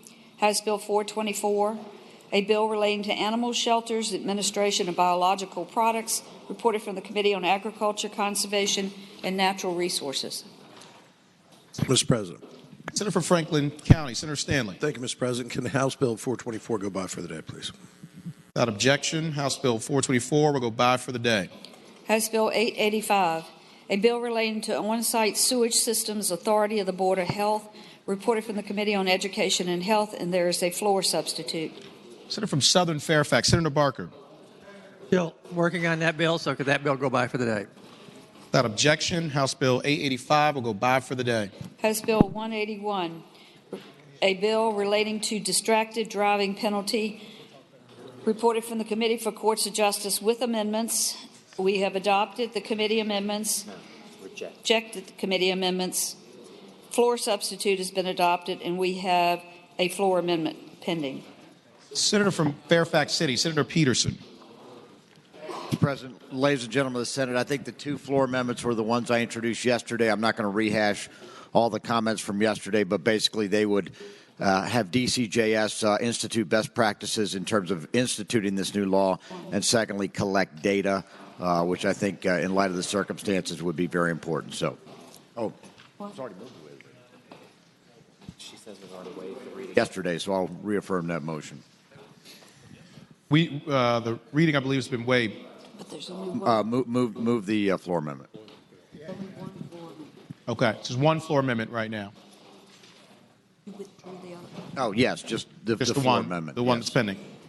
Mr. President. Senator from Grayson, Senator Carrico. Gentlemen, yield for a question on the floor amendment. Senator Yield. Senator Yields. Would gentlemen explain how this data will be collected and who is responsible for collecting that data?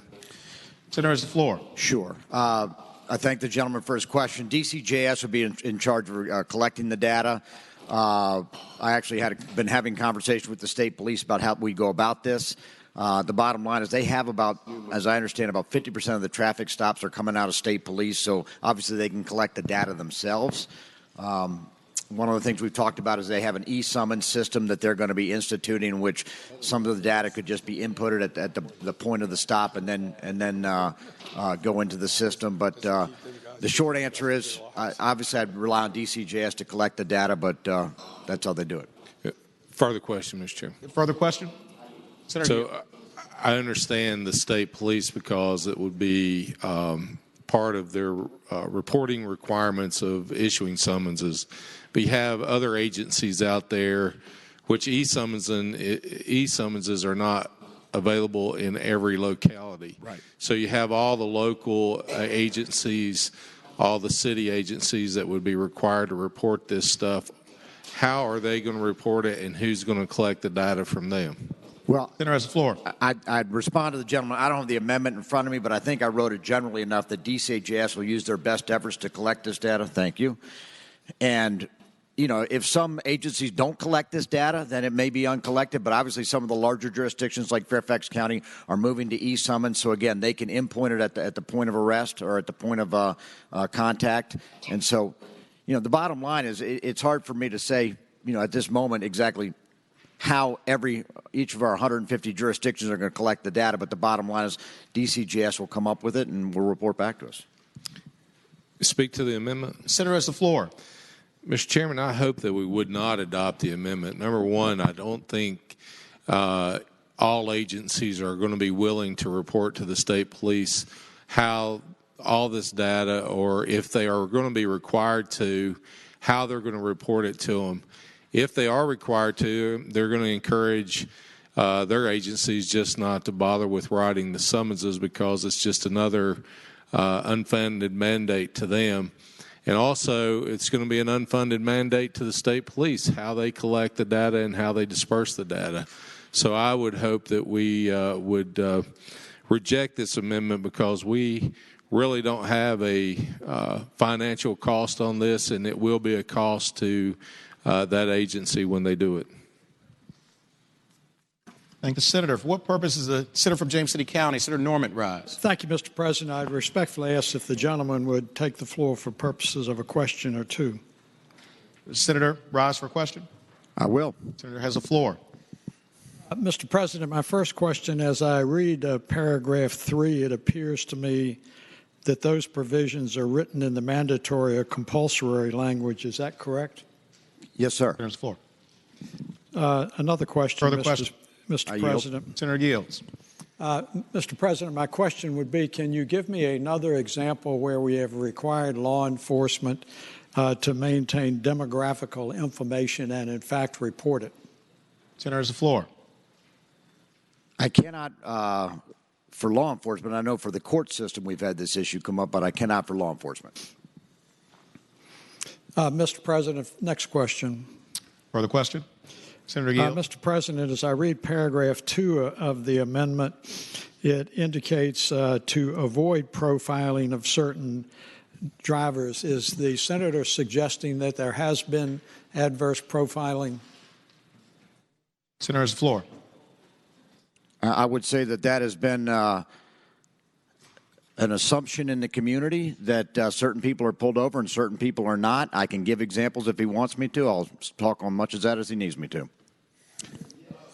My last question, Mr. President, is there any accompanying budget amendment that would cover this requirement? Senator has the floor. No.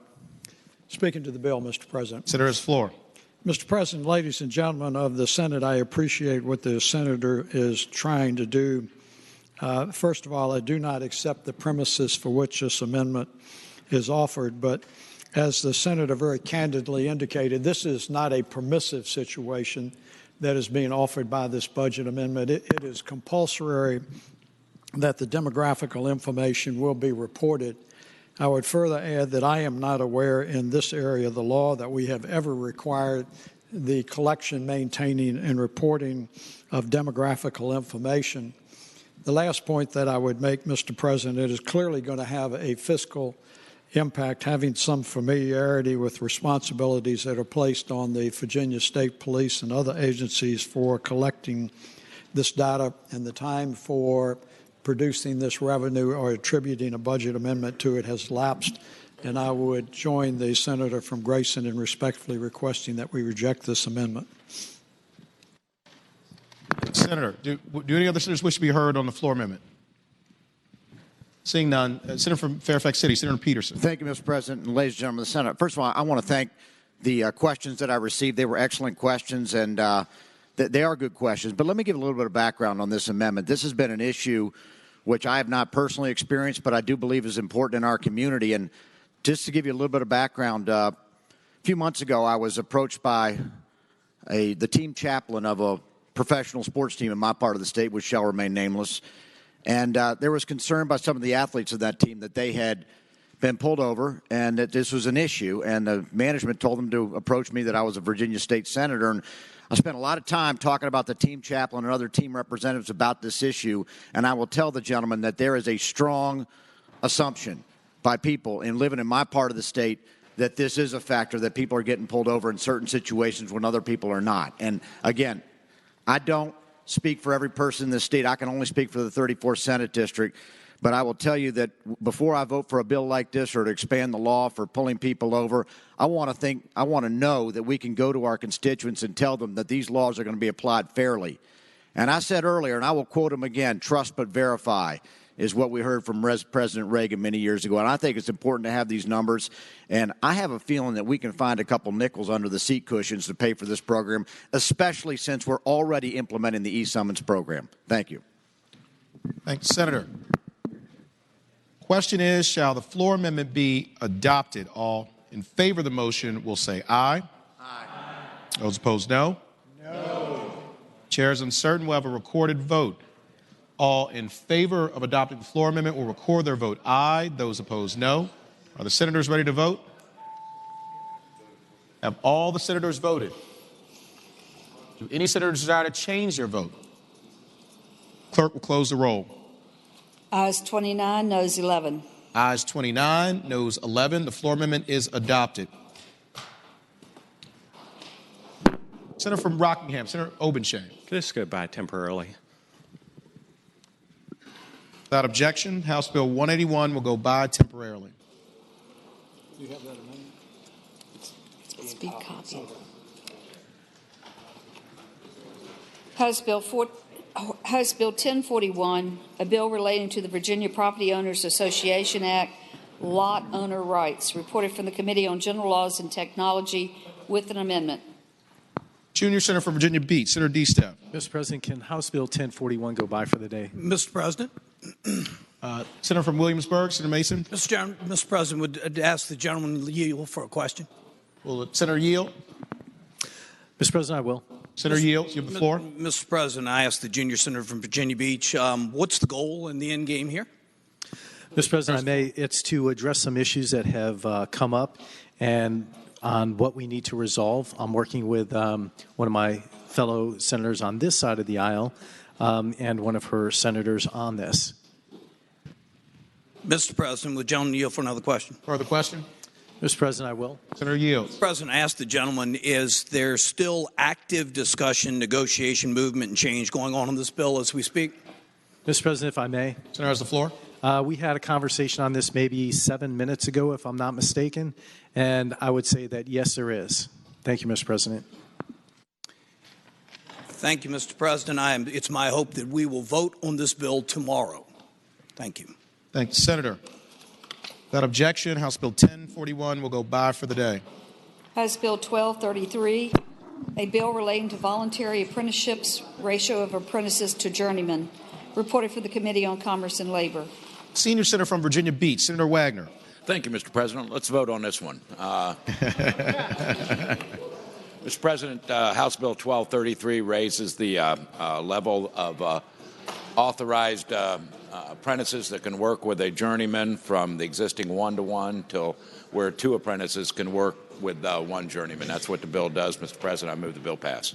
Thank the Senator. For what purpose does the junior senator for Richmond City, Senator McClellan, rise?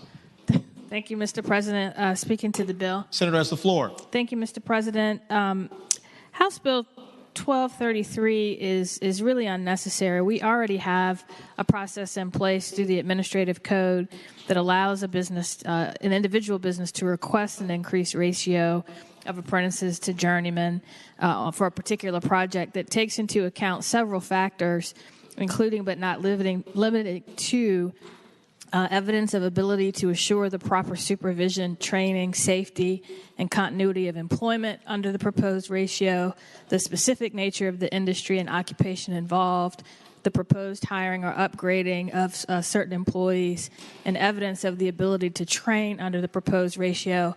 I think the process in place in the administrative code, which looks at a case-by-case basis on whether or not it would be appropriate to change a ratio in a given circumstance, is much better than this one-size-fits-all approach. And for that reason, I think the bill is unnecessary and ask you to vote against it. Thank the senator. What purpose does Senator from Bath, Senator Deeds, rise? To speak to the bill. Senator has the floor.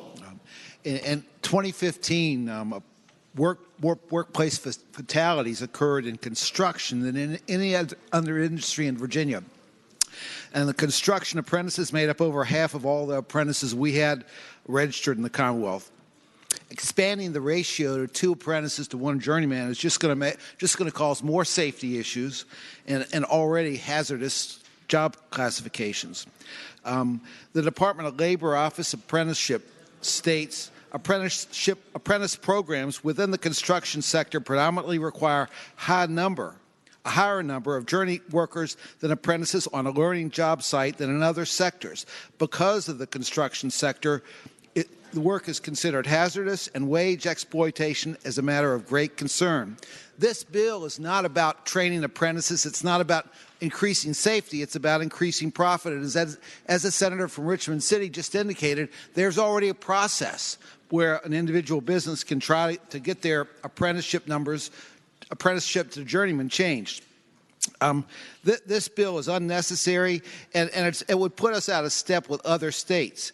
South Carolina has 1 journeyman to apprenticeship. Tennessee has 1-to-1. The District of Columbia is 1-to-1. Maryland is 1-to-1. West Virginia is 1-to-1. Listen to this. North Carolina is 2-to-1, except for building and construction.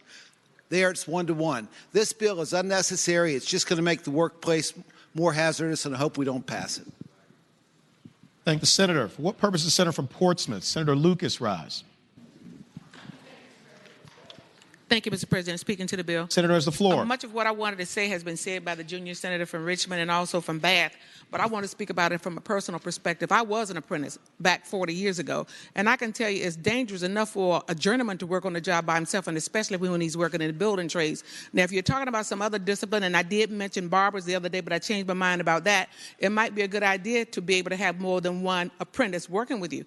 But it is a very dangerous prospect to have more than 1 apprentice working with the journeyman, and especially aboard a ship like where I worked back, and I won't name the year now, where you have these 18, 19-year-olds who are just graduating from high school, have no idea of the dangers that they are encountering when they go aboard ship or when they're working in one of the building trades. And so, as it's already been indicated, this bill is not necessary, and I would also move that the bill be defeated.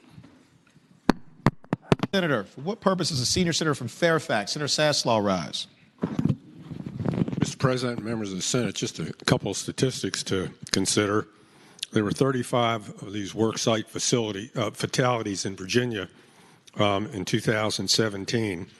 And currently in Virginia, there are 13,000 registered apprentices and 300,000 registered state licensed journeymen. I mean, I can't for the life of me, looking at those numbers, figure out why we need this bill. Thank the senator. For what purpose does the senior senator from Chesapeake, Senator Cosgrove, rise? Speak to the bill, Mr. President. Senator has the floor. Thank you, Mr. President. I want to make it clear that there was a reference made to 18 and 19-year-olds have no idea how dangerous this business can be, especially aboard ship.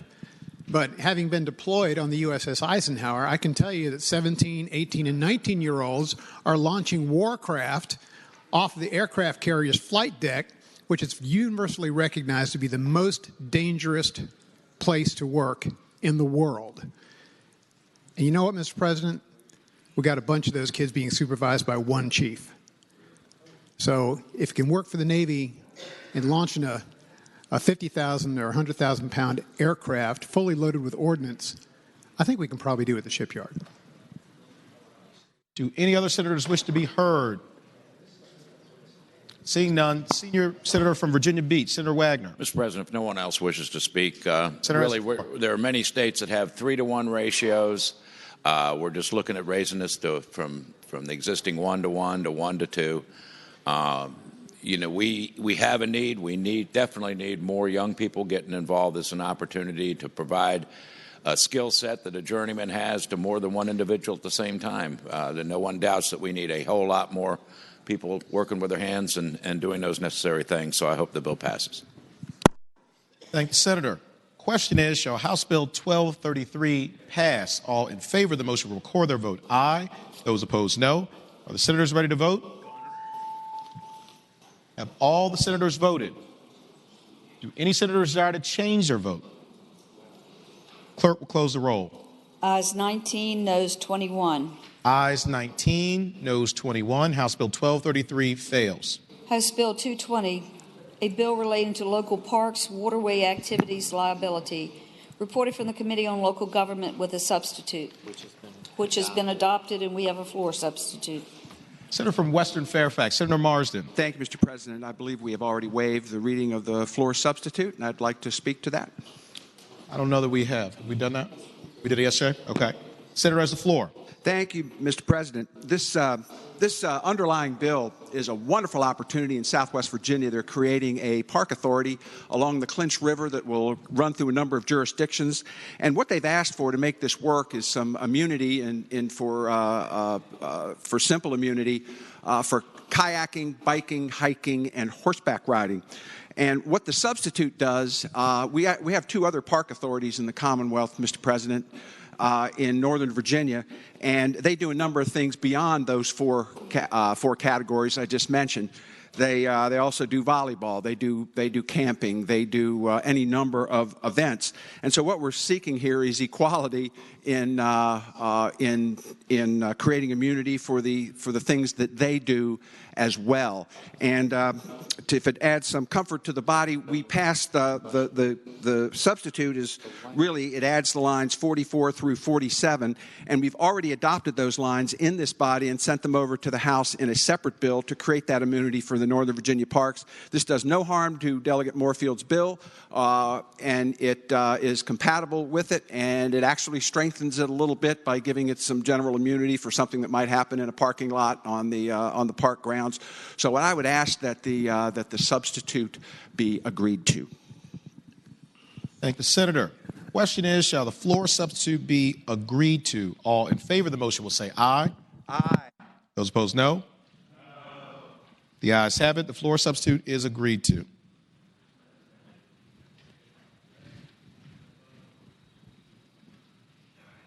Seeing 8 hands, we'll have a recorded vote. All in favor of adopting the floor substitute will record their vote aye. Those opposed, no. Are the senators ready to vote? Have all the senators voted? Do any senators desire to change their vote? Clerk will close the roll. Ayes 21, noes 19. Ayes 21, noes 19. The floor substitute is adopted.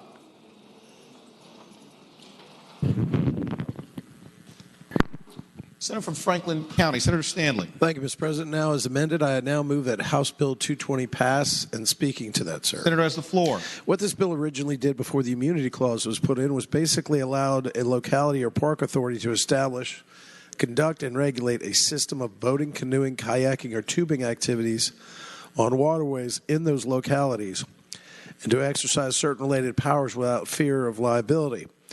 The bill releases from certain civil liability a locality that establishes a system of hiking, biking, horseback riding trails, or the owner of any property issued a license in such uses in the absence of gross negligence or willful misconduct. So for those reasons, Mr. President, I renew my motion that HB 220 pass, as amended. Thank the Senator. Do any other senators wish to be heard on House Bill 220?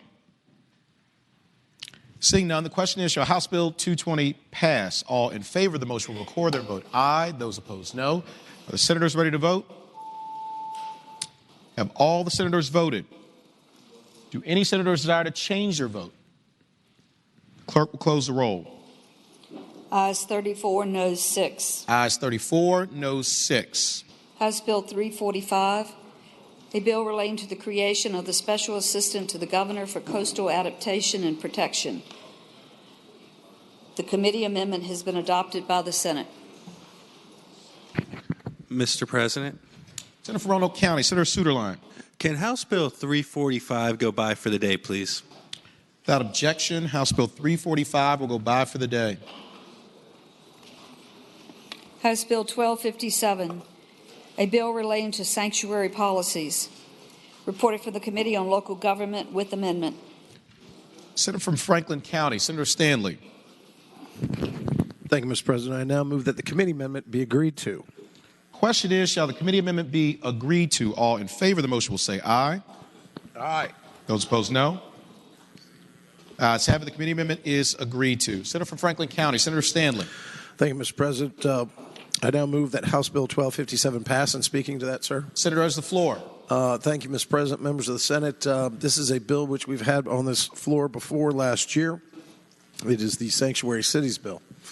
And before we all get excited about this, what we're basically doing is stating in the Virginia Code exactly what is the law under what we know as the Supremacy Clause. That is, the Supremacy Clause dictates that federal law, when taking up that space, is supreme and overtakes any state law that might be in contravention to it. So this bill simply states this, that no locality shall adopt any ordinance, procedure, or policy that restricts the enforcement of federal immigration law. And that's exactly what the bill is. On the amendment, we took out to less than the full extent permitted by federal law and just made it very clean. It says we as a state, and no locality especially, can pass a law that restricts the enforcement of federal immigration law. Mr. President, that is the law of the land anyway under, as we know as attorneys, the Supremacy Clause, and that's what this bill seeks to articulate. For those reasons, Mr. President, I renew my motion that HB 1257 pass. Thank the Senator. For what purpose does the Senator from Alexandria, Senator Eben, rise? To ask if the Senator from Franklin would yield for a question. Will the Senator yield for a question? For my friend from Alexandria, I will yield. Senator Yield, you have the floor. Thank you. I would ask my friend from Franklin if which localities in the Commonwealth of Virginia have a sanctuary policy. Senator has the floor. Mr. President, I would answer the gentleman by saying it is not a question of whether this countermands a locality which has enacted a policy that protects or designates itself a sanctuary city, protecting those that would be in violation of federal immigration law. This just merely says, Mr. President, that no locality can make a law or adopt any ordinance or policy that would restrict the enforcement of existing federal immigration law. So this doesn't take any locality or specifically state any locality that might have a policy. It just says you can't do it if you do it in the future. Would the gentleman yield for another question? A question? Yes, Mr. President. Senator Yield, you have the floor. I would just ask the gentleman if he's aware of any elected member, or of any governing body in the Commonwealth of Virginia who's proposed such a law at any time. Senator has the floor. Mr. President, can you repeat the question? I don't know that I understand. I would ask the gentleman if he's aware of there being any movement among elected officials to propose a law that would that would be in violation of federal immigration law. Senator has the floor. Thank you, Mr. President. Now, I apologize for not understanding his question more clearly at the time. Mr. President, I am unaware of any elected official at any locality or in any locality throughout the Commonwealth of Virginia who is proposing to make any law, ordinance, or policy decision that would, in effect, be contrary to federal immigration policy. I thank the gentleman and wish to speak to the bill at the appropriate time. You can do it right now. The floor. Thank you. I would just say that in a lot of localities, there's policies where when a victim of rape or crime or comes to the police, that they're not asked their immigration status, and that we do not want to create a climate of fear among those immigrant communities. And this bill implies that there's a problem, which there isn't, and I would ask the members to vote no. Thank the Senator. For what purpose does the Senator from Western Fairfax, Senator Marsden, rise? Thank you, Mr. President. Would the senator from Franklin yield for a question? Will the senator rise for a question? Put my throat lozenge in. I'm ready. Senator yields. You have the floor. Thank you, Mr. President. The one problem that I'm familiar with is that individuals who are here without legal presence, who are being held in a jail, and when the jurisdiction is finished with their reason for holding that individual, and the federal government advises that there is a detainer on that, how long is the jail required to keep such a person uncompensated while waiting for the federal government to pick them up? Senator has the floor. Mr. President, I would answer the gentleman by saying I'm not totally certain, but I think it's 3 days, 72 hours, if I'm correct. After the person has finished their sentence and the ICE detainer is on them. They have to hold it for 72 hours. That's what I think, if I remember correctly. We don't get a lot of that down where I'm from, but that's what I recall. And further Mr. question? President, further question. In a facility where there's a contract that exists with the federal government to hold people on detainers, is that period of time longer than 3 or 5 days? Senator has the floor. Mr. President, I would answer the gentleman by saying I'm unsure of what answer would be, so it would be speculation on my part to give him one. Okay, speak to the bill. Just briefly. Senator has the floor. The biggest problem we run into, Mr. President, with these situations is the federal government is great. We're saying we'll come by and pick him up next Thursday, and then 2 Thursdays later, the prisoner's still there. We're still being uncompensated for that time because no contract exists between the federal government and the local sheriff's department, and this is where the rubber meets the road with these kinds of situations, where we could be accused of not cooperating with the federal government in those circumstances. So I'd ask that we vote no on this bill. Thank the senator. For what purpose does the senior senator from Fairfax, Senator Saslaw, rise?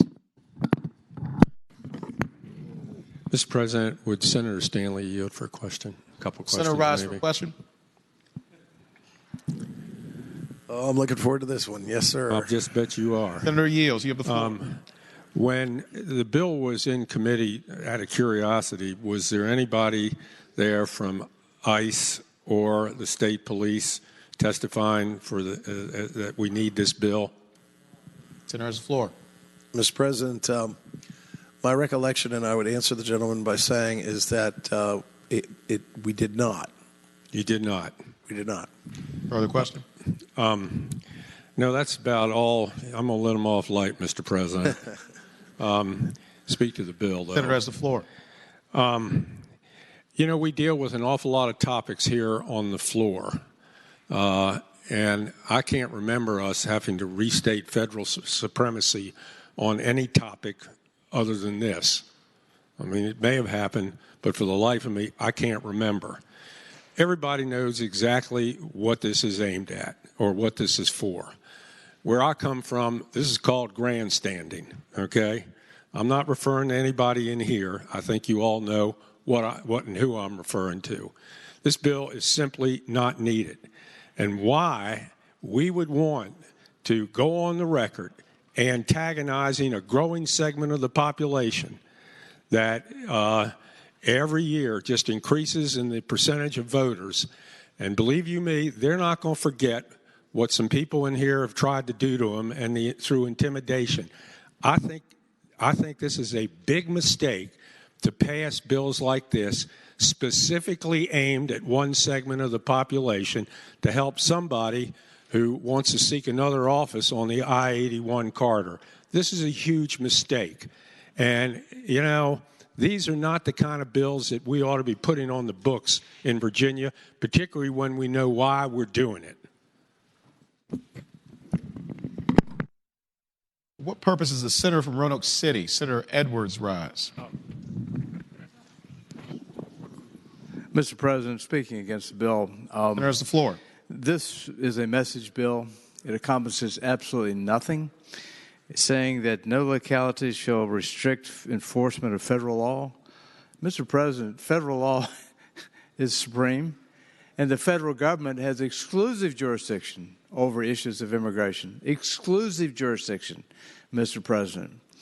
I would hope that this meaningless bill, except for the message, would be rejected, and the message is antipathy of what we stand for as Americans. Thank you, Mr. President.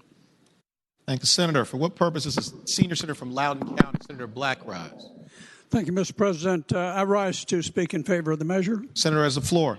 Ladies and gentlemen, if you go back 10 years and we had introduced a bill that said that we should not violate principles of federal preemption, we certainly did not need to do it back then. But if you look at today and you look at what's happening in a number of states, particularly out in the West, we see states that are simply saying, we don't care about what federal law says. We're going to take our own position. And ladies and gentlemen, I think this is it's a good palliative measure. I hope that we are not violating federal law, but I think it's certainly a good thing to make it quite clear that federal law is supreme. I think we established that during the Civil War, and I think it held sway up until about the last 15 years when it has started to erode in certain parts of the country. As far as the question by the gentleman from southern Fairfax County, I don't think there's any obligation on any locality to hold anyone beyond 3 days. If the feds don't do their end of the bargain, it's not an open-ended requirement that localities hold anyone. But in any event, ladies and gentlemen, I think it is a good measure. It is not one that is extreme in any respect. And remember the people that we're talking about. We're talking about people who are in our jails or in our prisons, and there is a federal detainer out for them. And typically, we're talking about people who are criminals who are of some danger to the community. And so I think we want to maintain federal law, and I think we want to protect all citizens because, frankly, of those who are under those federal detainers, they probably present at least as great a danger and probably a much larger danger to members of the community who are not citizens. And so I hope that you will pass the bill.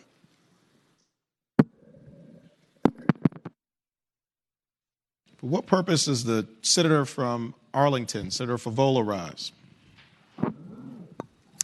Thank you, Mr. President. I rise to speak in opposition to the bill. Senator has the floor. Thank you, Mr. President. I think an important piece of this conversation is the fact that our public safety is marginalized when we create such a toxic environment that some members of our community, members in our neighborhoods, are afraid to go and speak to the police. This is not the environment we should be creating. And local governments, they're responsible for our public safety. They want the different constituencies that they serve to trust them. Trust is an important factor in community policing. Trust is an important factor in public safety. And when we pass bills that send a message like this, a message that is not needed, in fact, the senator from Franklin eloquently stated there is a supremacy clause that's already, it's in our Constitution, U.S. Constitution, so no jurisdiction can pass a law now that would conflict with any federal policy or regulation. That's already on our books. So what this does is it says we're going to even mix up this environment, make it more divisive for localities at our local level.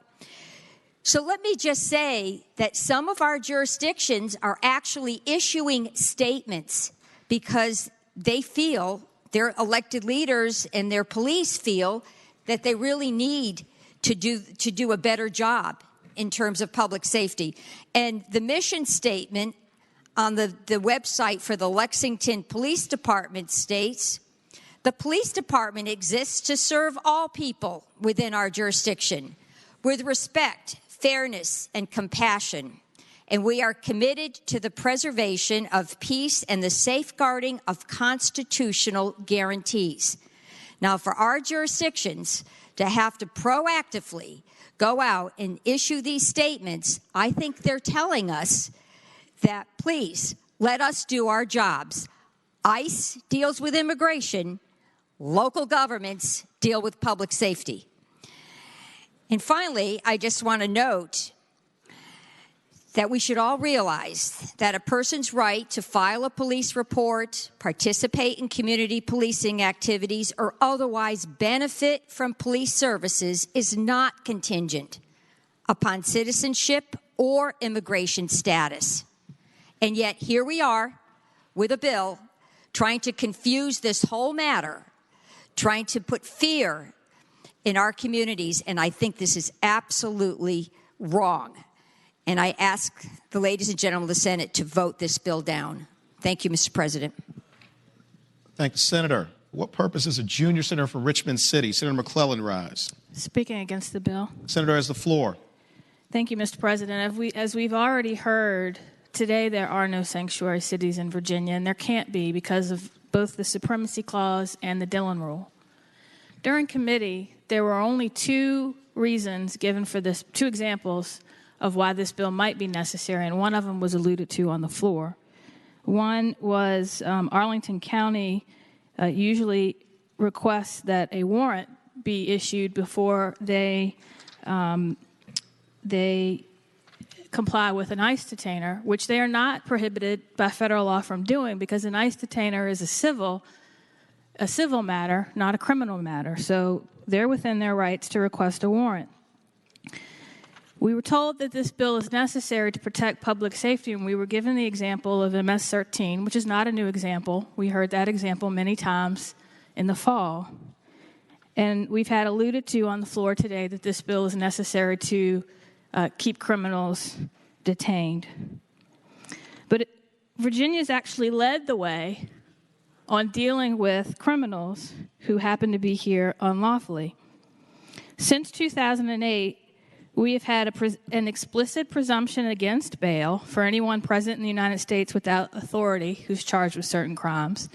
Virginia law requires that anyone taken into custody at a jail or a prison have their immigration status checked. And so if someone is arrested and they are suspected of being here unlawfully, there's a way to deal with that already. So this bill does not do anything. But legislation does more than just put requirements on people. Legislation sends a message, whether intended or not. Historically, the General Assembly has picked and chosen what federal law to enshrine in the code based on what political points want to be made in a particular year. And I won't go through all of that history, but some of it's pretty ugly. Bills and legislation send a message, and I want you to look at this bill in the larger context of what is going on in this country right now. And I'll tell a quick story. The day after the 2016 election, when my husband dropped my son off at school, there were people weeping. And it wasn't people weeping because their candidate of choice didn't get elected. It was the cafeteria worker who is Hispanic. I don't know whether she's here lawfully or not, but she's beloved in that school. And people were afraid, and the kids were afraid. Are you going to be deported? We've heard story after story of kids being told, kids who were born here, you're going to be deported. Well, if you look across the country at who is getting caught up in ICE's overzealousness, It's the college professor who is a well-respected, beloved member of the community. It's the small business owner, a well-respected, beloved member of the community whose visa expired and he's caught up in a system where he can't get it renewed in a timely manner. It's the child who goes to the hospital for a transplant who's detained. It's the victim of a crime who goes to the courthouse to testify against her abuser who's being detained. And what is happening in communities across the country and here in Virginia is you have American citizens, people who were born here, who are terrified because they look like they might not belong here. They're afraid. You have people who are being told, people born here who are being told, go back to Asia, go back to Africa, go back to wherever. You have to look at this bill in that larger context. You have people in this country, in Virginia, some who are citizens and some who are not, who are living in fear.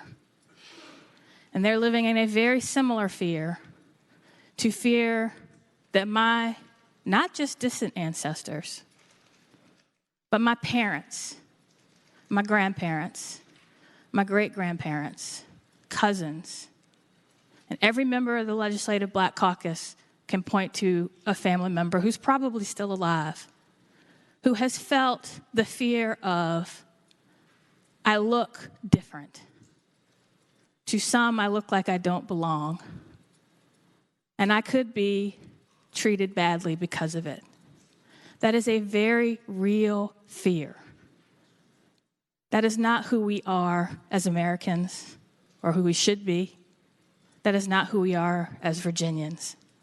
And I ask that we not send a message, whether intentional or not, in a bill that does absolutely nothing,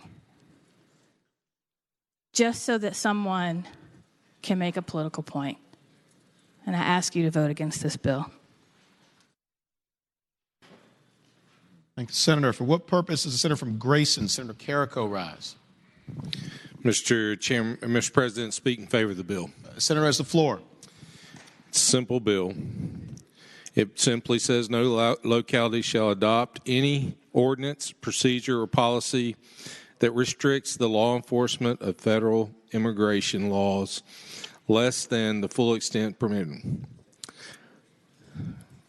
Well, the problem that I see here is all the scary stories coming from the other side of the aisle over the fact that we don't want, or this bill doesn't want, any cities to adopt any policies that we go into an area, or we allow federal law enforcement to go into an area where they have information that individuals are there illegally.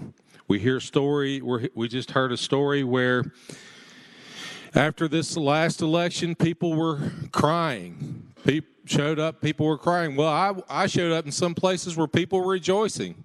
That happens in elections. It happens where people are happy because who got elected. And I can tell you in some of the areas that I live in, they were rejoicing that they had a man who would do what he said and that he had a different message for America. I hope that we understand that this bill basically is trying to address that no locality will enter into any type of agreement or ordinance to stop law enforcement from enforcing the immigration laws. These are people who are here illegally. I can assure those of you that are complaining, if someone walked in your house and sat down in your chair without your permission and without you being there, you would be the first one to call law enforcement and tell them to get out. Well, these individuals are coming into a country where they came in an illegal manner, and you're trying to say you don't want immigration to enforce that law. I hope that it would be a pleasure of this House to pass the bill. Senate. Senator from Franklin County, Senator Stanley. Thank you, Mr. President. Wrap up. Do any other senators wish to be heard on House Bill 1257? Senator from Alexandria, Senator Eben. Very briefly, to respond to the senator from Grayson, while I respect his beliefs and his constituents rejoicing in the election, what this opposition to this bill is about, at least for me, is not about protecting undocumented immigrants. What it's about is our immigrants who are documented and not creating fear in that community and not disrupting cooperation with law enforcement from those individuals. We want people who are documented not to be afraid to report domestic abuse. We want people not to feel that they have to carry their papers with them. We want people who look different, who are citizens, to feel like they're citizens. There's nothing that suggests that our localities are currently violating federal immigration law or considering policies to do so. So I just want to be clear that I can't say I believe I speak for everyone on this side, that what we're talking about is the immigrant communities that are here lawfully and not creating fear among them. And with that, I ask that we vote against the bill. What purpose does Senator from Roanoke County, Senator Suderline, rise? Thank you, Mr. President. Just speak briefly to the bill. Senator has the floor. I don't want to belabor the point because I think we all know what the vote's going to be on this. But I just want to address some things that were said. The suggestion that it's a politically motivated bill. This bill, we remember, came a few years ago and it was vetoed by the governor, and it didn't come from a legislator who was running for Congress or running for anything. It came from a legislator who's lived in a district that's had a vacant congressional seat, and his state Senate seat's twice been open. But he did it because he thought that was the right policy, and that's what we've been doing. The other thing I want to point out, because I think this is likely to make the paper tomorrow, but a bill that we took up just a few minutes earlier isn't going to get mentioned at all. We just voted on a provision advocated for by the senator from Lynchburg to make it easier for individuals who have difficulty with certain English tests but are great foreign language teachers, and our school divisions want to have teaching. We just voted to encourage that. And that was a near party line vote on the flip side of what I anticipate this is going to be. But I don't think that's going to be in the paper tomorrow. And so I hope it'll be the pleasure of the body to pass the bill. But even more, I hope, as we think about it, we consider the bill that we just voted on just about half an hour ago. Senator from Franklin County, Senator Stanley. Thank you, Mr. President. Look, I appreciate everybody's comments. I appreciate everybody's concerns. I think if we were sitting here today debating this bill, and by the way, this is not my bill, but I think if we were debating this bill in a different context, we probably wouldn't have half of the arguments, half the disagreements, and half the issues that we have. And it was simply looking at it this way. If you read this bill in its text and you take out one word, what does it change? Nothing but the emotion of the argument. No locality shall adopt any ordinance, procedure, or policy that restricts the enforcement of federal laws. What is wrong with that? Tell me what's wrong with that statement right there. That no locality shall adopt an ordinance or policy that restricts the enforcement of federal law. I think we would have a 40-0 vote. But now we've made something god-awful and terrible out of one word. The word I just took out of that proposed piece of legislation, immigration. See, you didn't mind the law when I said it that way. When I put federal immigration law in there, it takes a different context, and I don't know why. This is not targeted towards one community. It's not. You know, last time I looked at this, when it comes to immigration, it's country blind. It is country blind. Immigrants have come to this nation legally and illegally from every other nation on this earth. Part of the gift we have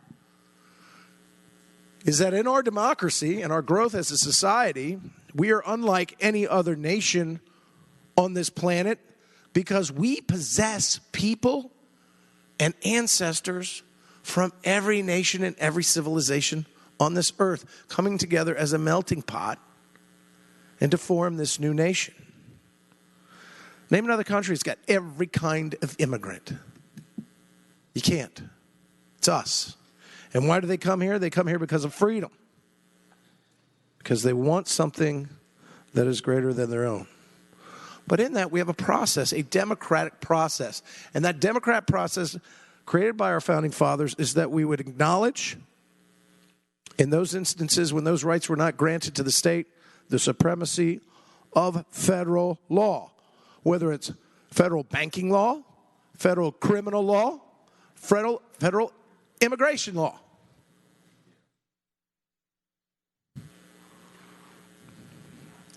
It is not to point out one community. And let's be reasonable, ladies and gentlemen. When ICE comes to your door or comes after your client or that defendant, they're coming after the bad guy. They're not come running through communities and knock on every door and scare every person. This creation of intimidation and fear seems to be propagated and promulgated by those that want to make big deals out of something that we should find not so extraordinary. That is to say, no locality shall pass a policy or ordinance that violates federal law. And I'm reminded of one statement that was that it seems that this side of the aisle likes to pick and choose what, and I wrote this down, what federal law we are about to integrate and put into our code, as if it was the federal law or federal cause of the year, such as, and that is wrong somehow, like Medicaid expansion, the Affordable Care Act. Happens more than you think. It just doesn't happen when it doesn't please you. Ladies and gentlemen, if we are a nation of laws and we are a state living in a union of 50 states, the Constitution provides that we, as a state and no locality, shall adopt any ordinance, procedure, or policy that restricts the enforcement of federal law, no matter what that law is or what topic that law may pertain to. And for those reasons, again, Mr. President, this bill isn't what it seems. It isn't what you say it is. It's a simple bill, and I move its passage, HB 1257. Question is, shall House Bill 1257 pass? All in favor of the motion will record their vote aye. Those opposed, no. Are the senators ready to vote? Have all the senators voted? Do any senators desire to change their vote? The clerk calls roll. Ayes 21, noes 18. Ayes 21, noes 18. House Bill 1257 passes. Madam Clerk, I would respectfully ask that we stand in recess until 2 o'clock. Without objection, we'll stand in recess until 2 o'clock. Mr. Chairman, Mr. President? Upon recess, if the Senate Democrats could meet in the conference room. Thank you, Senator.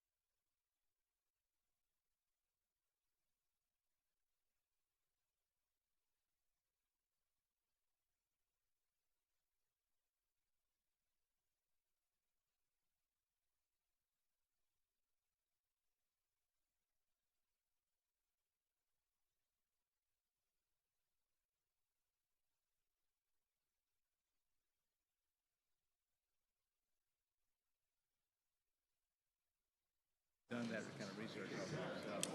His voice is there all the way through. He writes extremely well.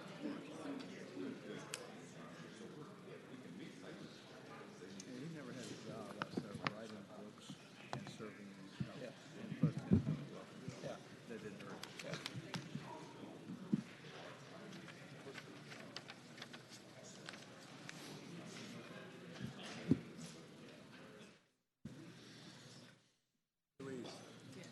Great speech and apprentice.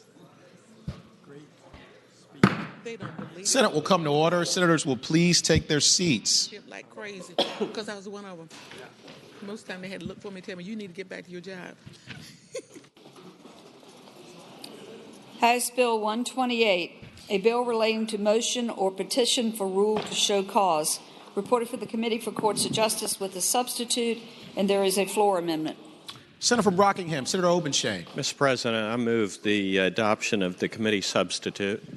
Thank the Senator. The question is, shall the committee substitute be adopted? All in favor of the motion will say aye. Aye. Those opposed, no. The ayes have it. The committee substitute is adopted. Senator from Rockingham, Senator Obenshain. Mr. President, I yield to the senator from Eastern Fairfax. Senator from Eastern Fairfax, Senator Surville. Thank you, Mr. President. Waive reading of the floor amendment. Question is, shall the reading of the floor amendment be waived? All in favor of the motion will say aye.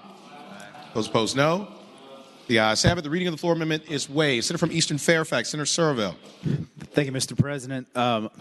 Move to adopt the floor amendment. Speaking to that motion. Senator has the floor. Thank you, Mr. President. The underlying bill is a recommendation of the Boys Graves Commission. I spoke with some of the folks affiliated with that yesterday to find out more behind what the intent of this bill was. The purpose of the bill is to try to make sure that in every show cause proceeding that's initiated, that the person who receives the show cause, that's the way you hold somebody in contempt of court, is on notice of the allegations against them. Apparently in some jurisdictions, that's not the case. They just get a rule to show cause. It doesn't say why they're being accused of being held in contempt of court.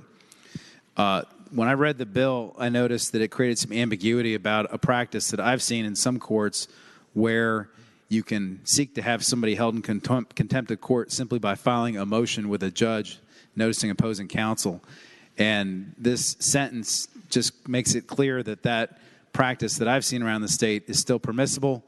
It's been run through the Boyd Graves people who proposed this. They're fine with it. I've checked with the patron. He's fine with it. I think almost everybody here is fine with it, although we might have a little lawyer argument about it here in a second, but I would hope that we would adopt the amendment. Thank the Senator. For what purpose, Senator from Russell, Senator Chafin rise?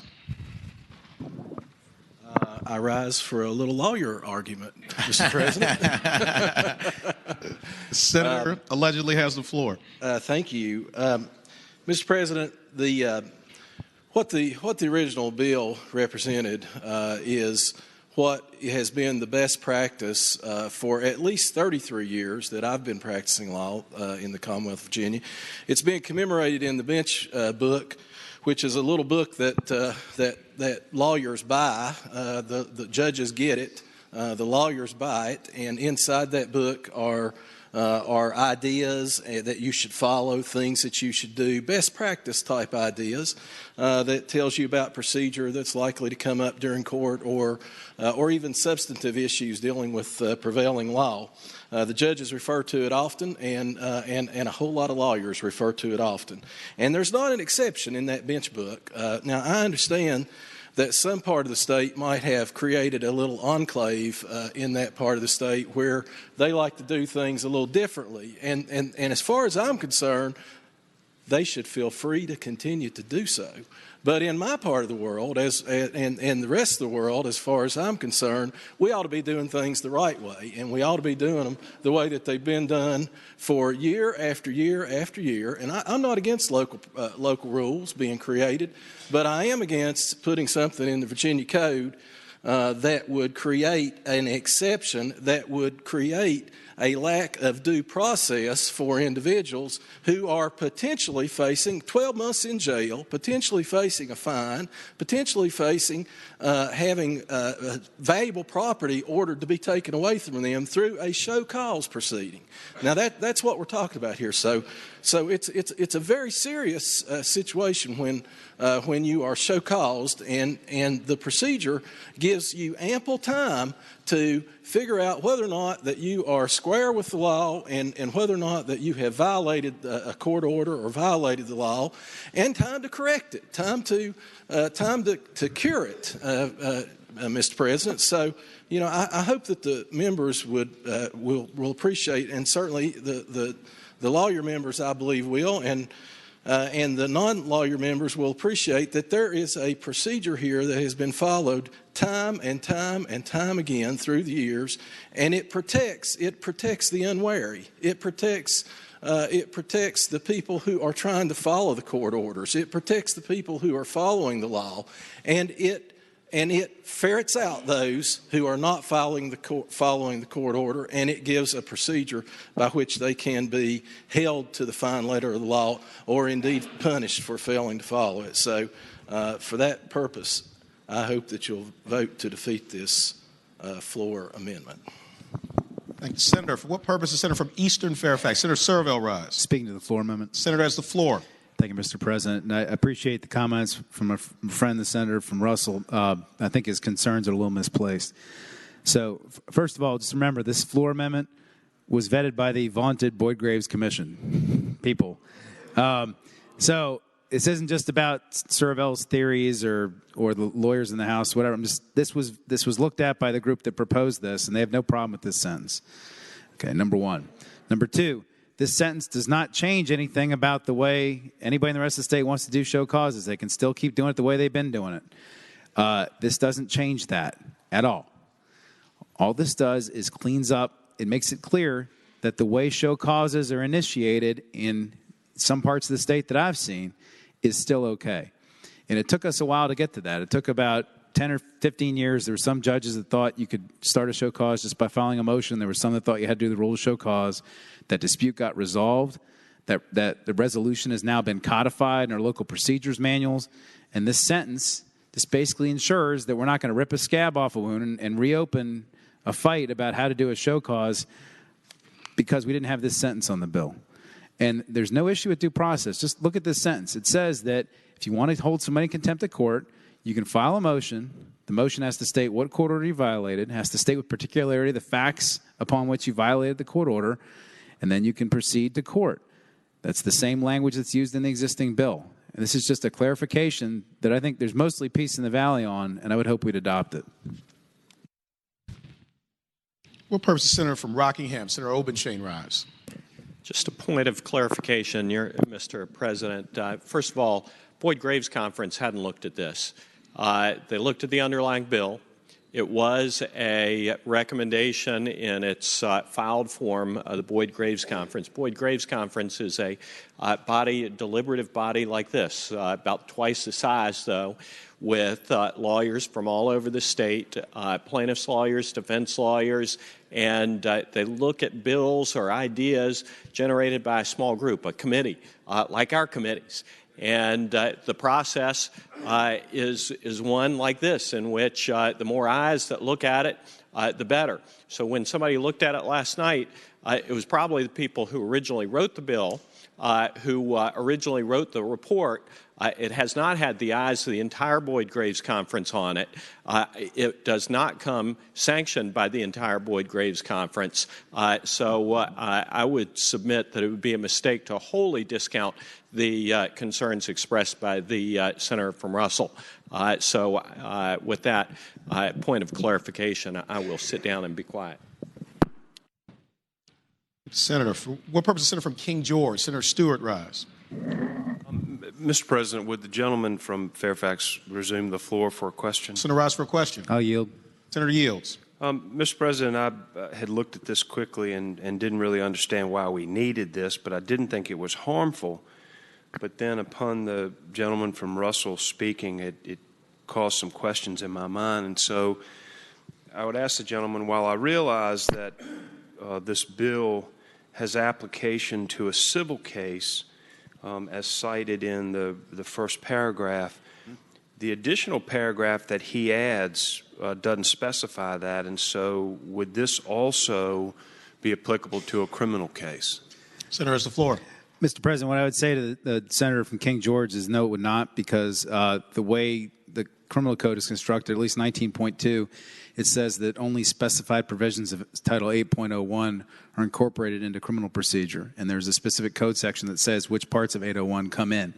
And a criminal show cause is governed by Title 19.2, and that's a whole separate process. And so this only has to do with civil show causes on the civil side of court. Now, as the gentleman may know, there are some civil show causes that can become criminal contempt, but this only deals with civils. This has nothing to do with criminal cases.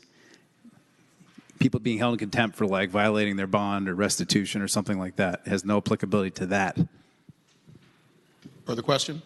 Mr. President, my second question, I would also ask the gentleman, in the preceding paragraph where the best practice, for lack of a better way to say it, the gentleman from Russell said, is codified, it provides for service on the person who is to be show caused.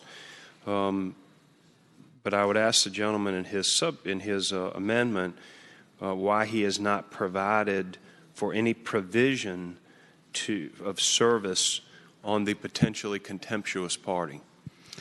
Mr. President, what I would say to the gentleman is I think that's assumed, because you can't hold somebody in contempt of court without due process. That's very clear in the law and probably has been for hundreds of years.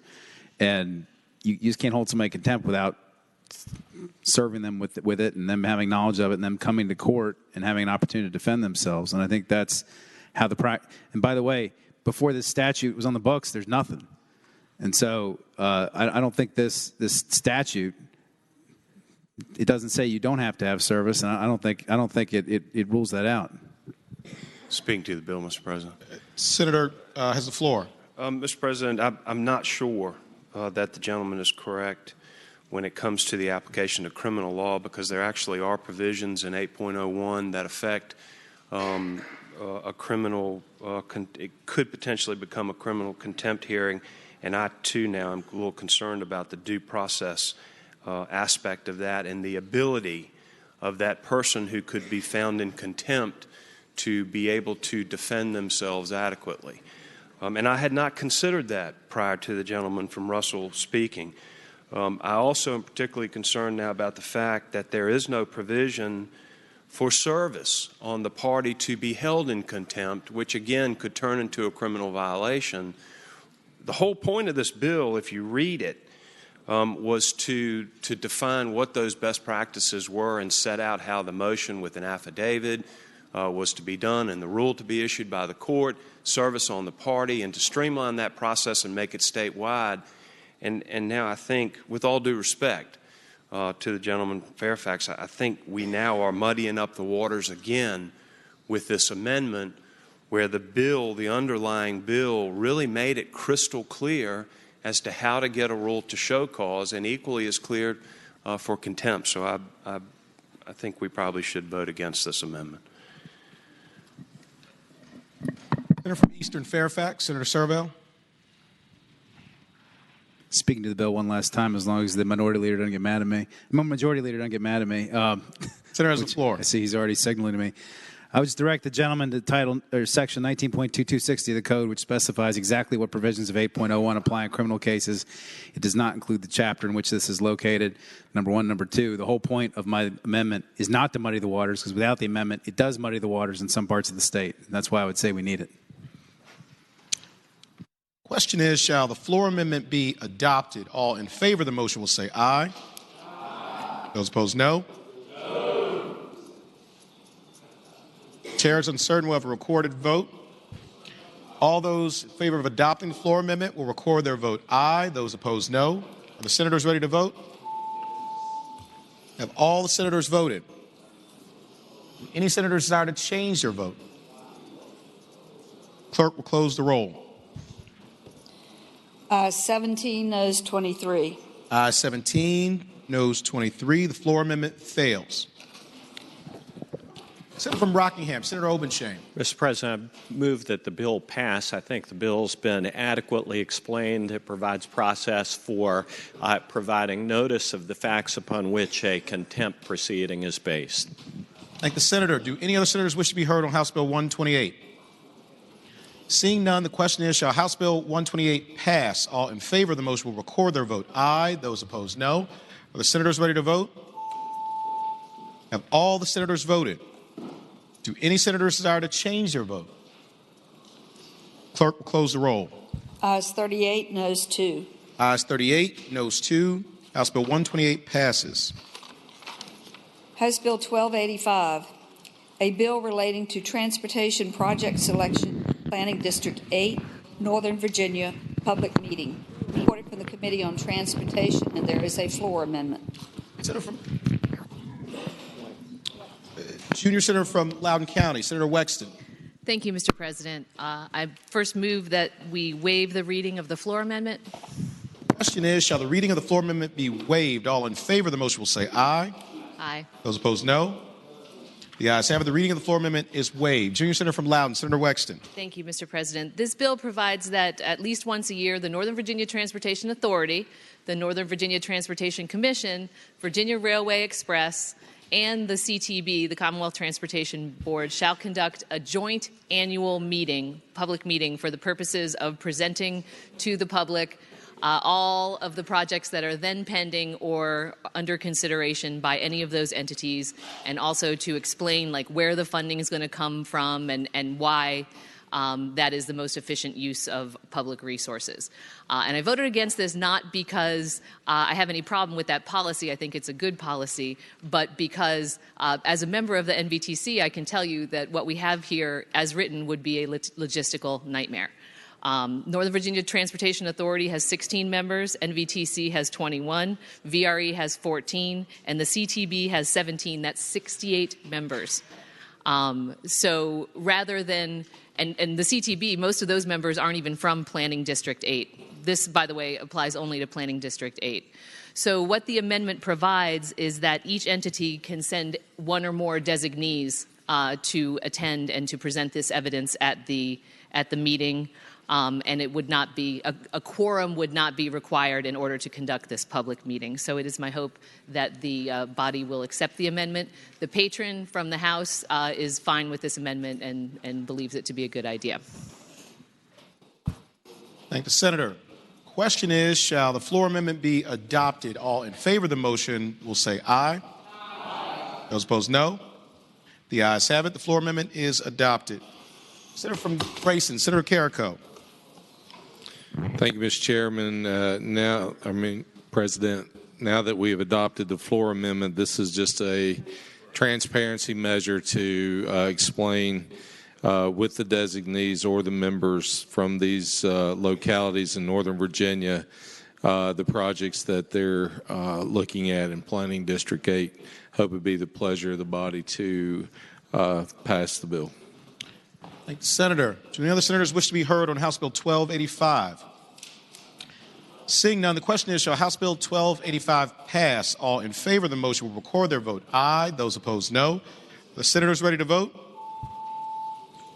Have all the senators voted? Do any senators desire to change their vote? The clerk will close the roll. Ayes 40, noes 0. Ayes 40, noes 0. House Bill 1285 passes. House Bill 346, a bill relating to personal watercraft, lakes smaller than 50 acres. Reported from the Committee on Agriculture, Conservation, and Natural Resources with an amendment. Senator from King George, Senator Stewart. Mr. President, I move the committee amendment be adopted.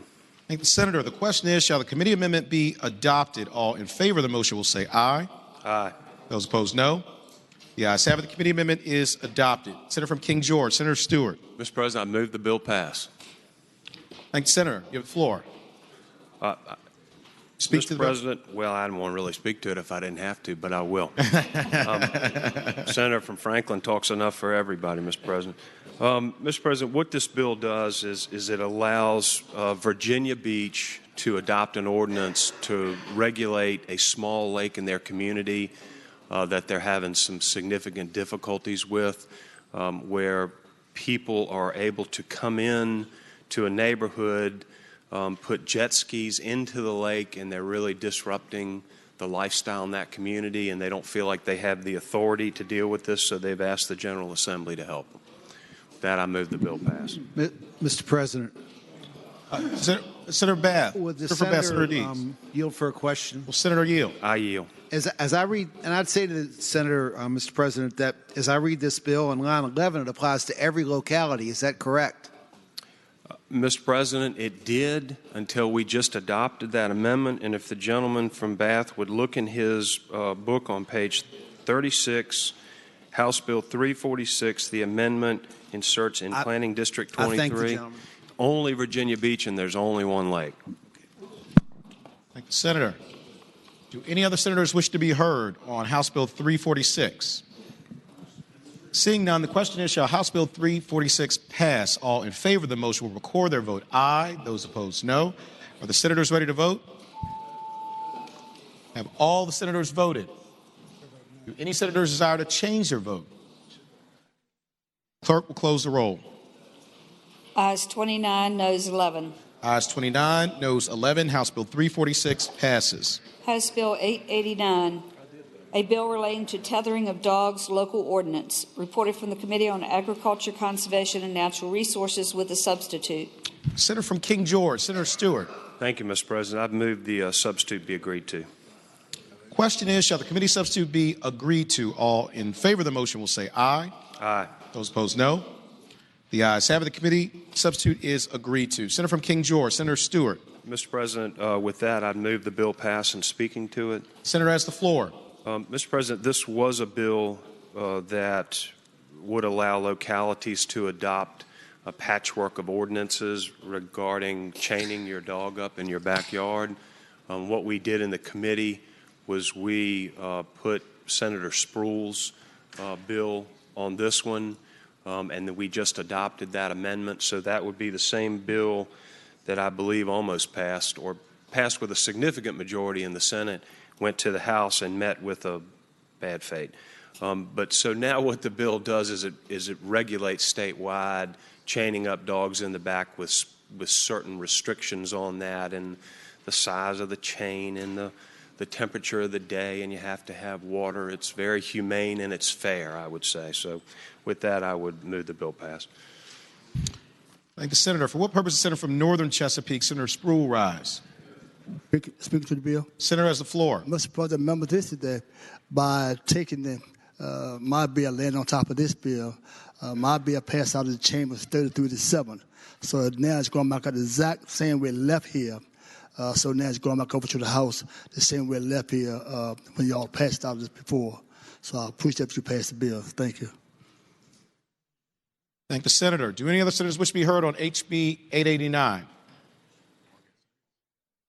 Seeing none, the question is, shall House Bill 889 pass? All in favor of the motion will record their vote aye. Those opposed, no.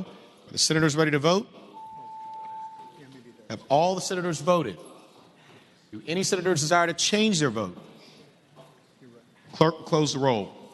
Ayes 33, noes 6. Ayes 33, noes 6. House Bill 889 passes. House Bill 1096, a bill to direct the Marine Resources Commission to adopt regulations disposal of dredged material fast track permit, reported from the Committee on Agriculture, Conservation, and Natural Resources.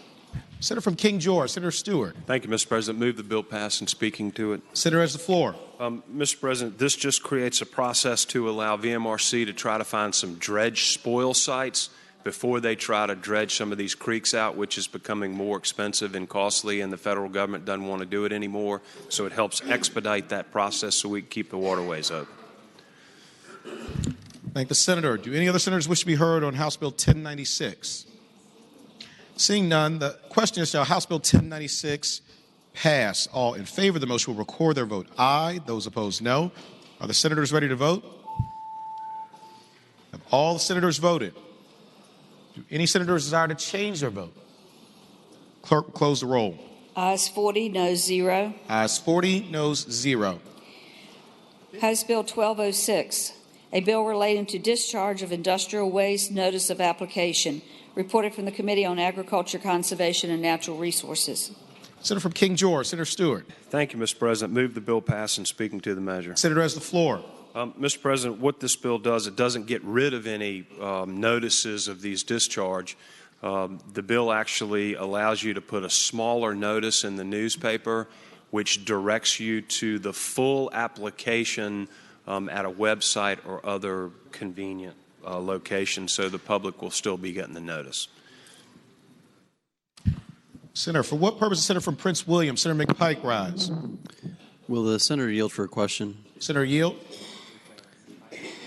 Senator Yields, you have the floor. Thank you, Mr. President. So under this proposed legislation for disposal of industrial waste, would it be possible under this bill to, say, post a notice to the newspaper and to the website in the same day and then proceed 24 hours later? Senator has the floor. Mr. President, give me a second and I'll try to answer that question. I thank the good senator.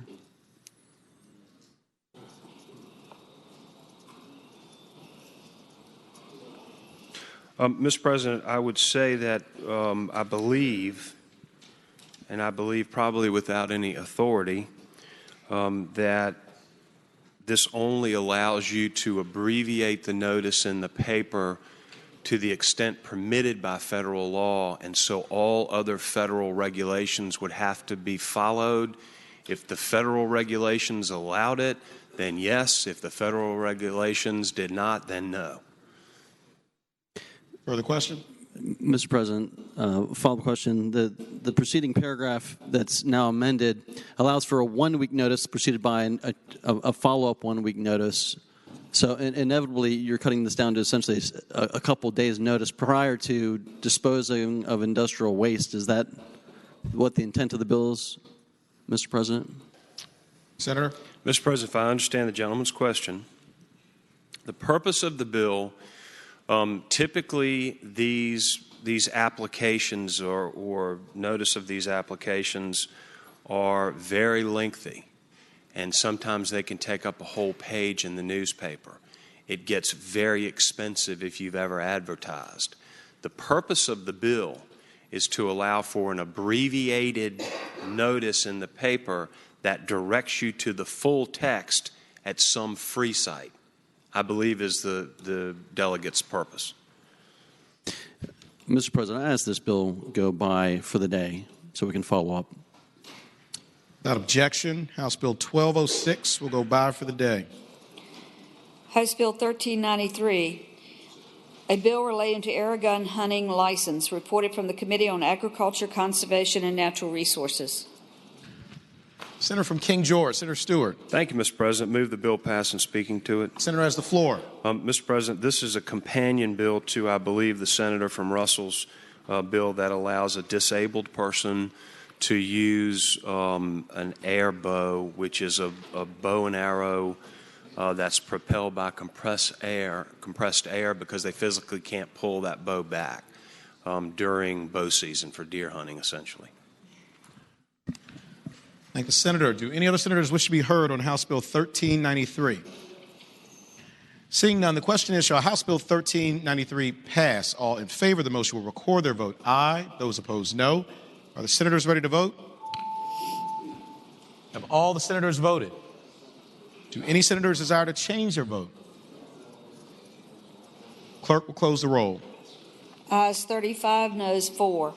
Ayes 35, noes 4. House Bill 1393 passes. Mr. President. Senator from Arlington, Senator Favola. Thank you. Having voted on the prevailing side of HB 1393, I ask that the body reconsider the vote so all of us may vote as we wish. Thank you, Senator. Question is, shall the vote by which House Bill 1393 passed be reconsidered? All in favor of the motion will record their vote aye. Those opposed, no. Are the senators ready to vote? Have all the senators voted? Do any senators desire to change their vote? Clerk, close the roll. Ayes 40, noes 0. Ayes 40, noes 0. Senator from King George, Senator Stewart. Thank you, Mr. President. Having previously explained the bill, I move the bill pass. Thank you, Senator. Question is, shall House Bill 1393 pass? All in favor of the motion will record their vote aye. Those opposed, no. Are the senators ready to vote?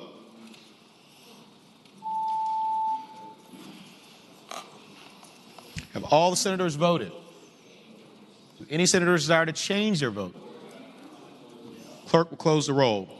Ayes 34, noes 6. Ayes 34, noes 6. House Bill 1393 passes.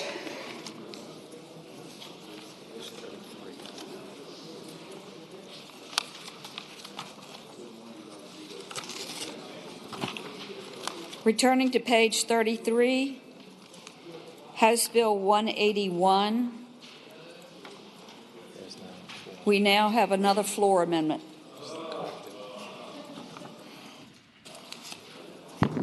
Senator from James City County, Senator Norman. Thank you, Mr. President. I would respectfully move that we waive the reading of the floor amendment. Question is, shall the reading of the floor amendment be waived? All in favor of the motion will say aye. Aye. Those opposed, no. The ayes have it. The reading of the floor amendment is waived. Senator from James City County, Senator Norman. Thank you, Mr. President. I would ask the senator from Grayson if he would yield for a question. Senator, yield. I'll yield. Mr. President, my question to the gentleman, have you been able to get in contact with the Virginia State Police to see whether or not there would be a fiscal impact on this? Senator, the floor. I would answer the gentleman that I have been in contact with them. I know that there was a conversation about e-summonses. The state police doesn't do e-summonses. They currently have no technology to collect it. They'd have to start their system from scratch. It's a minimum of $300,000 for 3 employees with their office costs, space, and equipment, not to mention how many millions it would be just to change their summonses in order to collect the information and how they would collect it from other agencies.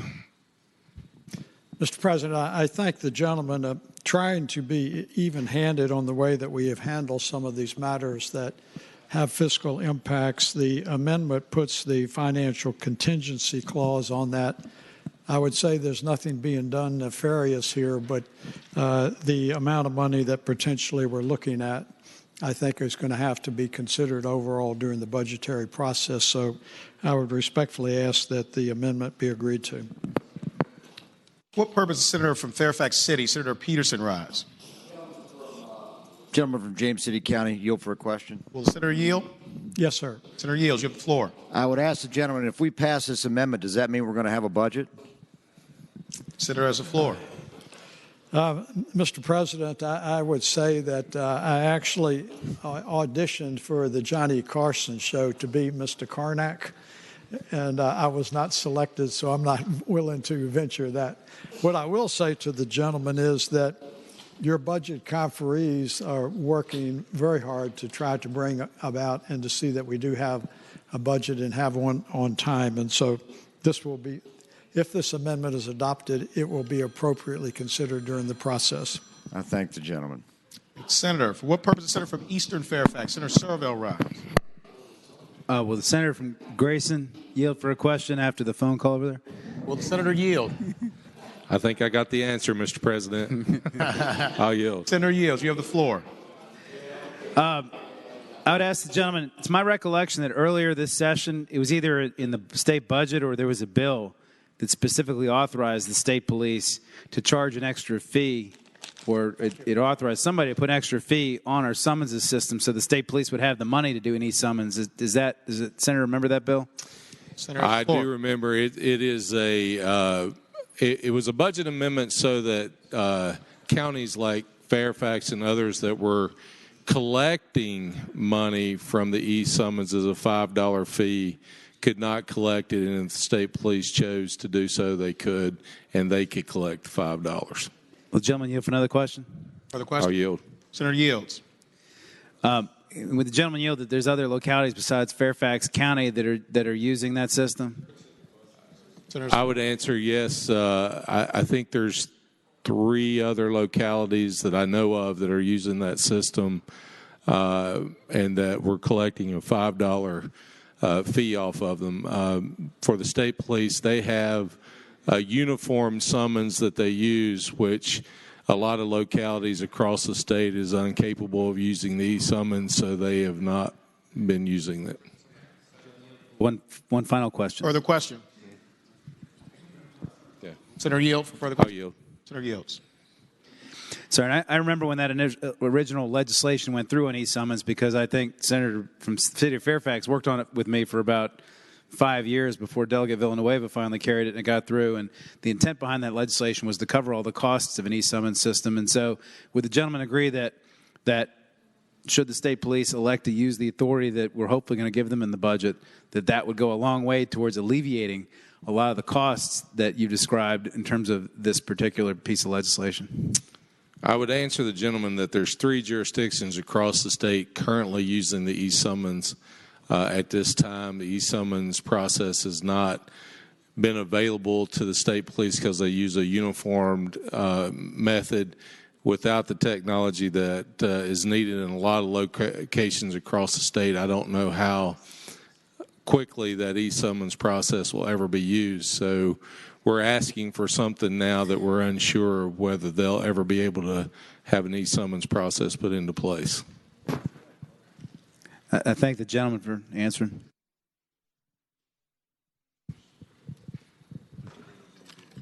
Question is, shall the floor amendment be adopted? All in favor of the motion will say aye. Aye. Those opposed, no. No. Noes have it. Floor amendment. Seeing a few hands, we will have a recorded vote. All in favor of adopting the floor amendment will record their vote aye. Those opposed, no. Are the senators ready to vote? Have all the senators voted?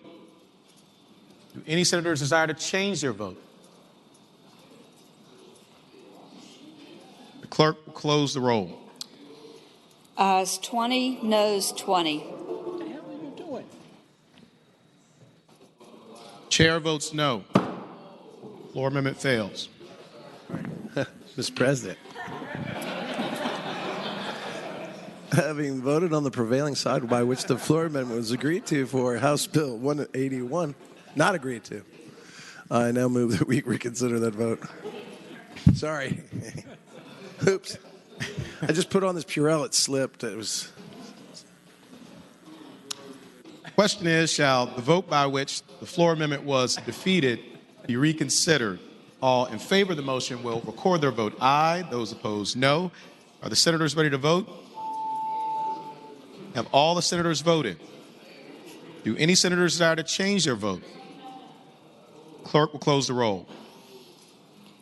Ayes 38, noes 1, Rule 36 1. Ayes 38, noes 1, Rule 36 1. The motion is agreed to. Senator from James City County, Senator Norman. To the floor amendment, sir. Senator has the floor. Just in case there is any confusion, those who would think it is appropriate to put the financial contingency clause on this bill so that we can treat it like we have all other bills would want to vote green. Would that be correct, sir?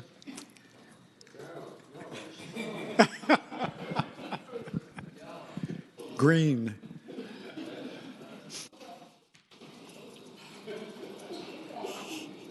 Question is, shall the floor amendment be agreed to? All in favor of the motion will say aye. Aye. Those opposed, no. No. Chair is uncertain. We'll have a recorded vote.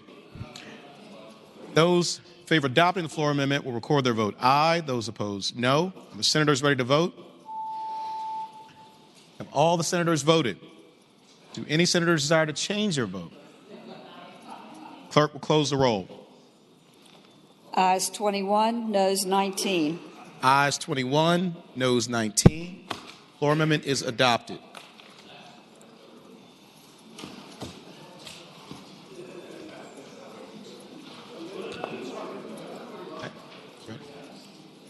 Senator from Rockingham, Senator Obenshain. Mr. President, I would yield to the senator from Eastern Fairfax. Senator from Eastern Fairfax, Senator Servell. Move the bill pass and speaking to the bill. Senator has the floor. Thank you, Mr. President. Ladies and gentlemen, this bill is now before you with the 2 amendments. Basically would make it a traffic infraction to operate a moving motor vehicle while using a handheld communication device which is not in hands-free mode. Just so we're clear, it has multiple exceptions. Number one, it doesn't apply to anybody in an emergency vehicle. It doesn't apply to any car that's parked or stopped. It doesn't apply to using any factory-installed or aftermarket GPS. It does not apply to using a navigation system on your own phone if it's mounted in the car, either on a windshield or on one of those vent things that they have, so you can still touch it to use your GPS. It doesn't apply to amateur radio or CB. It doesn't apply to anybody who uses a factory-installed feature on their car, and it doesn't apply to the Department of Transportation. And it also doesn't apply to anybody who's reporting an emergency or responding to an emergency. So the bill is drafted. It's been vetted now for 3 or 4 years. It's in wonderful format. I would just say that this is legislation that law enforcement says we need. Law enforcement cannot enforce our current law. It doesn't work. They can't write tickets. They can't convict people of tickets once they write them because they can't tell if they're chasing Pokemon or they're playing Angry Birds or whether they're actually sending a text message. Number 2, this is costing us a lot of money. The insurance industry says we need this. According to the National Highway Traffic Safety Administration, they say distracted driving is costing the United States $175 billion a year, that the overall harm from texting is that high. They've also pointed out that it's costing us now $148 a person. If you're in a 4-person family, that's a lot of money. And that's money that we're all paying in our insurance rates, and some people are paying for with their lives and their loved ones. It's something we need to deal with. The Commonwealth attorneys will tell you this needs to be fixed because they can't enforce this law. I would point out that if anybody's worried about whether or not they can use their phone or whether their phone will work, Apple's new iOS system, the new iOS 11 that's going in the new Apple phone, is going to specifically have a driving mode in it, which will keep your phone from accepting phone calls or text messages while you're driving if you put it in that mode while you're operating. And I think that's what we're going to be seeing with Android, the next version of Android as well. So technology is coming around to affect this policy. And I would also point out in other states that have adopted this legislation, studies that have looked at people who drive with their phone in their hand have shown that the behavior has been cut in half. This is legislation that we need to pass. We need to pass it to make our streets safer and to save lives in Virginia. And I would hope that we would pass it with the amendments and send it on to the House. Thank the Senator. For what purpose is the Senator from Russell, Senator Chafin, rise? Mr. President, I rise to speak against the bill. Senator has the floor. And I have to say, if you want to find out, if the members of this body want to find out how many people out there are going to not appreciate you, just vote for this bill. Okay? Just find out how many people out there that are actually out there that don't have anything but a handheld cell phone. That's all they got. Okay? That's all they got. That's all they can afford, and that's all they have. And that's what they have. And you're telling them you can't use it anymore while you're driving. You're not going to get to use it anymore. Okay? All those people, those thousands of people that you see that we heard talked about here in this chamber, everybody on the road talking on their phone, well, guess what? They're not going to get to do that anymore if this bill passes. So if you want to find out, best way I know is to vote for it. But other than that, you know, me, people here who have a vehicle that is equipped with a phone that's installed in it, all right, when we have to rent a vehicle because somebody runs into ours or because it's torn up or you get a lender, you get a rental, you're going to be using one too, okay? You're going to be out there and you're going to be driving around and you're going to pull off on the side of the road to use your telephone, okay? If you're going to comply with the law, that's what you're going to do. So I mean, this is a true hands-free, voice-activated bill. And I think that the way that it will be construed by law enforcement is that you can't do anything with a hand phone. You won't be able to push a button on it. You won't be able to take a call on it. You won't be able to make a call on it. You won't be able to use your Waze when you travel down the highway. You won't be able to use your GPS, because guess what? If they pull up there and you've got your GPS on and it's talking to you or it's activated, you're going to get a ticket. You're going to get a ticket. I mean, that's the way this bill is designed. So unless you've got anything other than factory installed, Hey Siri, or some type of Bluetooth device that you're not touching, you're not feeling, you don't like, you don't carry it on your side, you're going to be subject to unwanted, unneeded, expensive law enforcement treatment. So that's where this bill takes you, and it's too much. It's way over the top and way too much. Mr. President, I agree we have a problem with distracted drivers, okay? But this is hitting that problem with a sledgehammer. That's what this is. This is dealing with that problem with a sledgehammer, and it's going to break the model. Thank you. What purpose is the senior senator from Chesapeake, Senator Cosgrove, rise? Will the gentleman from Eastern Fairfax rise for a question, please? Will Senator rise for a question? I yield. Senator yields. You have the floor. Thank you, Mr. President. I asked the gentleman, he's fairly knowledgeable on what the equipment that is yet to come is going to be. Does he have an idea what the cost of the new Apple phone is going to be? Senator? No, I don't, although I've always thought we ought to tie the misdemeanor and felony threshold to that. Additional question? Additional question. Senator Yield. I yield. Senator Yield. Will the gentleman admit that the last iPhone that came out, fancy with all the bells and whistles, was almost $1,000? Senator? I would say that I think I just bought one for my daughter, an iPhone 8. I think she didn't want an 8 instead of a 10. I think it cost about $800, and I think the 10 was probably around $1,000. But I would also point out that the new Apple iOS system, I believe, will update on all existing iPhones for free, although I haven't confirmed that. But I believe whenever they get the new iOS, it'll apply to all Apple phones all the way down and not just the new ones. All right. I thank the gentleman. What purpose does the senator from Roanoke County? Mr. President, will the gentleman yield for a question? Senator Yield. Happy to yield. Senator Yield, you have the floor. Not being a lawyer, can you, and thankfully so, can you define, is it defined any person who drives a motor vehicle, is that the same as operates? Senator has the floor.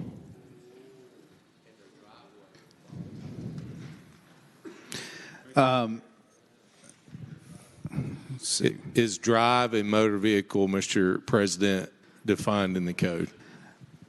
I would say, the gentleman, that I don't believe drive is, and I also don't believe that operation is. I think operation has been defined by common law, but if you look at this statute, it makes it illegal to operate a moving motor vehicle, and then it has a further exception for an operator who is lawfully parked or stopped, and said this law doesn't apply to anybody who's lawfully parked or stopped. Given that it says operate on line 12, that operation has been defined by a lot of different cases in the DUI context, and so I'm not sure where the word drive is coming into play. If the gentleman could point me to a specific line, I could deal with that question if it has to do with this bill. No further question. I'll save my question for later. Thanks, Senator. What purpose does the senator from Roanoke County, Senator Suderline, rise? Speak to the bill. Senator has the floor. Thank you, Mr. President. It's been interesting listening over the last few weeks. Different parts of the Commonwealth have different ideas on how much things cost. You know, we debated that zoning penalty, and it was suggested that $1,000 wasn't real money. And to a lot of us, $1,000 is real money. It's also been suggested about the new iOS. So if you are always able to get the new iPhone, you might think that you can get the new iOS on every one of them. If you're multiple generations behind, you'll know you can't get the new iOS, and sometimes it will force you into you can't update it, you can't do any new apps, you can't do anything with it other than make phone calls. They've got a very good business model they've got working there at Apple once you're a few generations behind. And there's a lot of folks that it's very challenging to get the new phone. And there's a lot of folks that they don't want to get one of these iPhones. What they want is the standard phone that they've always had because that's what is reasonable for them. A lot of folks don't worry about this because they'll tell you, well, your car is already hooked up to do this. And if you have a Lexus or a Mercedes, I'm told that in those cars, it is hooked up. But if you're driving a Ford Taurus that's 10 years old, it's not hooked up in there. And it doesn't work that easy. And then it's suggested, well, you'll get a mount. I mean, this bill is designed for select people that have means, and it's not the same way for everyone else. And I think that the senator from Fairfax City, he made a good point with his amendment that I happily voted for, even though I've got problems with this bill, because I think if we are going to go down this road, we do need to see where enforcement is. Because I can tell you, different people do get treated differently. And my predecessor, who was, he was in the Senate here. He had been, you remember him, Mr. Stanley. He talked about the experience he had where once he had a low-numbered plate, he never got pulled over. But he had an old red pickup truck, and he was in his work clothes just like he had worked in for all those years. And all of a sudden, he got pulled over by a young policeman who was unaware that he had been mayor of that city that he was pulled over in and represented the region.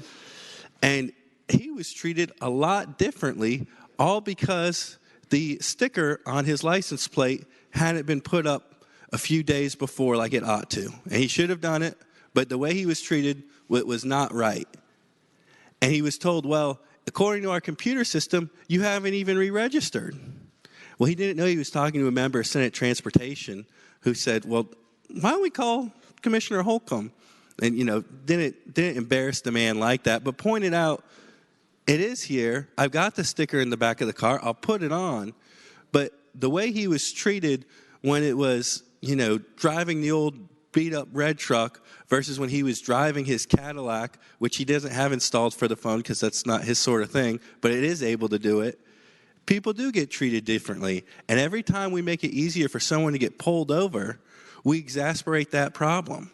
And that's something that frustrates me. And there used to be a lot of folks in this body that were a lot more concerned about people getting pulled over and uneven enforcement. And so I'm glad we've got this amendment on here.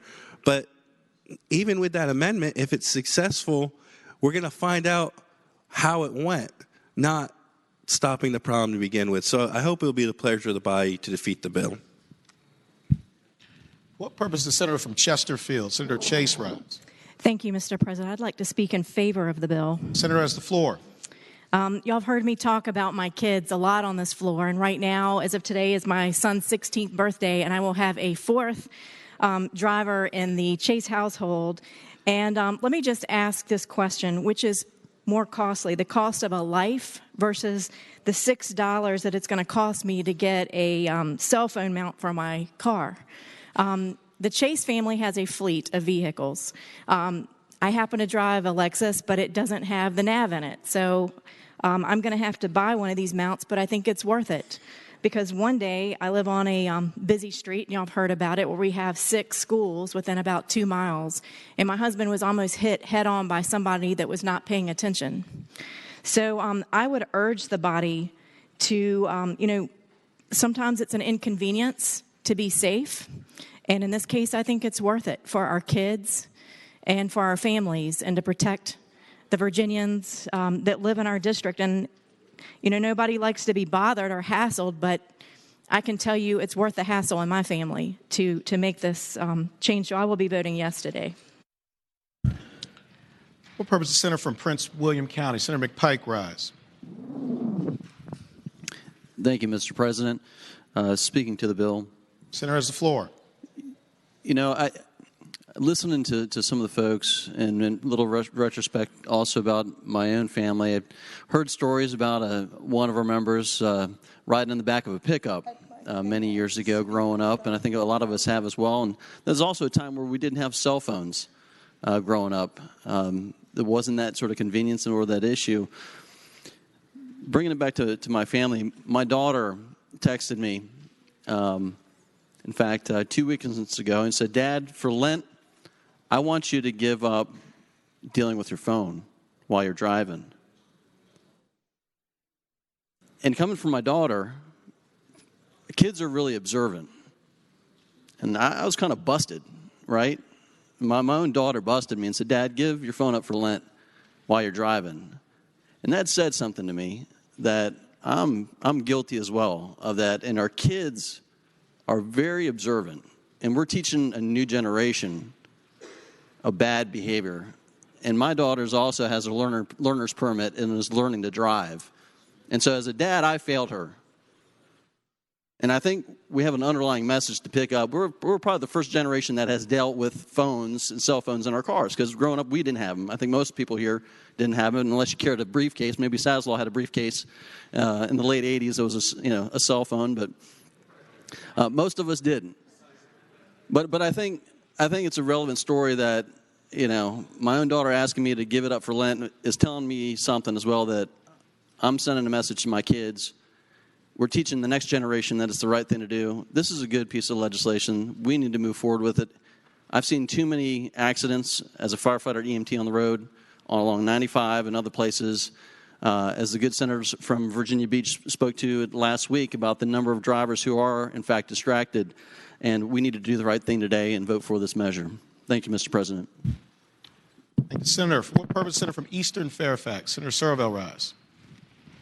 If no one else intends to speak, I would speak to the bill. Do any other senators wish to be heard on HB 181? Senator has the floor.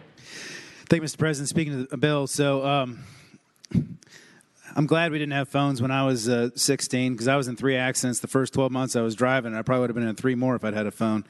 And I also appreciate the senator from Roanoke County talking about how often we get pulled over with legislative tags. Just like to tell him I've been stopped twice in the last 30 days with my legislative tags.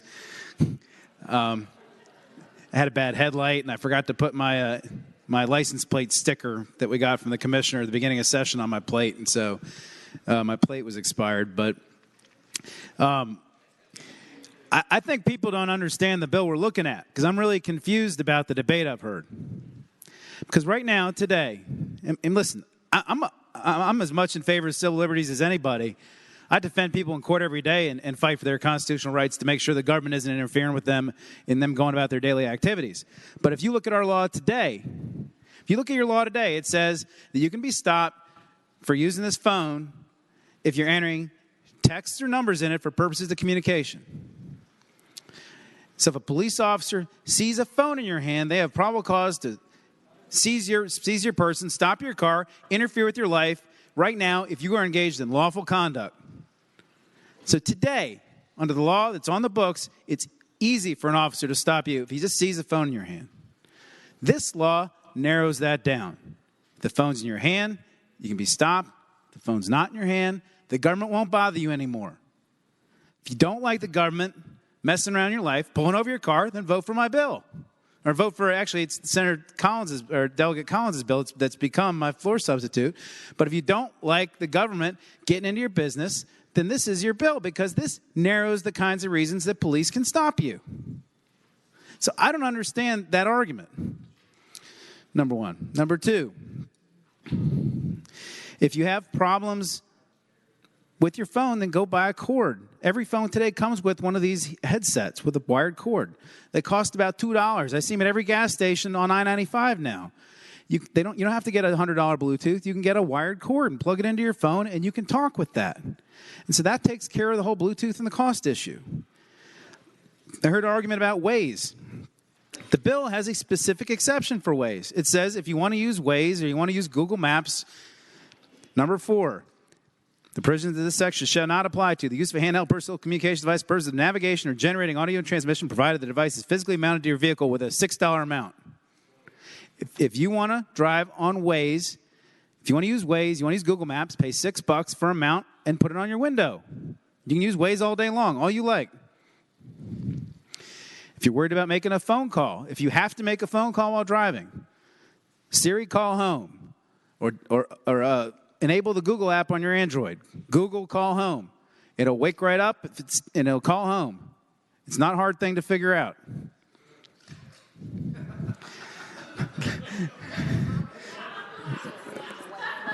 Okay, last thing I want to say. Listen, the last thing I'm going to say is I don't understand. Got it, Cree. I've seen that in the other body down the hall. The last thing I'll say is I don't know why any phone call or any text message is so important that it has to be picked up while you're driving, unless it's an emergency. And this bill has an exception for emergencies. If it's not an emergency, then I don't know why putting other people's lives at risk, like the 5-year-old or the 5-month-old that got run over in Loudon, or Kyle Rowley that got run over on Route 7 back in 2011, why those lives are more important than picking up or be put at risk than that phone call you got to pick up. This is a good bill. We ought to pass it. The question is, shall House Bill 181 pass? All in favor of the motion will record their vote aye. Those opposed, no. Are the senators ready to vote? Have all the senators voted? Do any senators desire to change their vote? Clerk will close the roll. Ayes 29, noes 11. Ayes 29, noes 11. House Bill 181 passes. Senate will be at ease.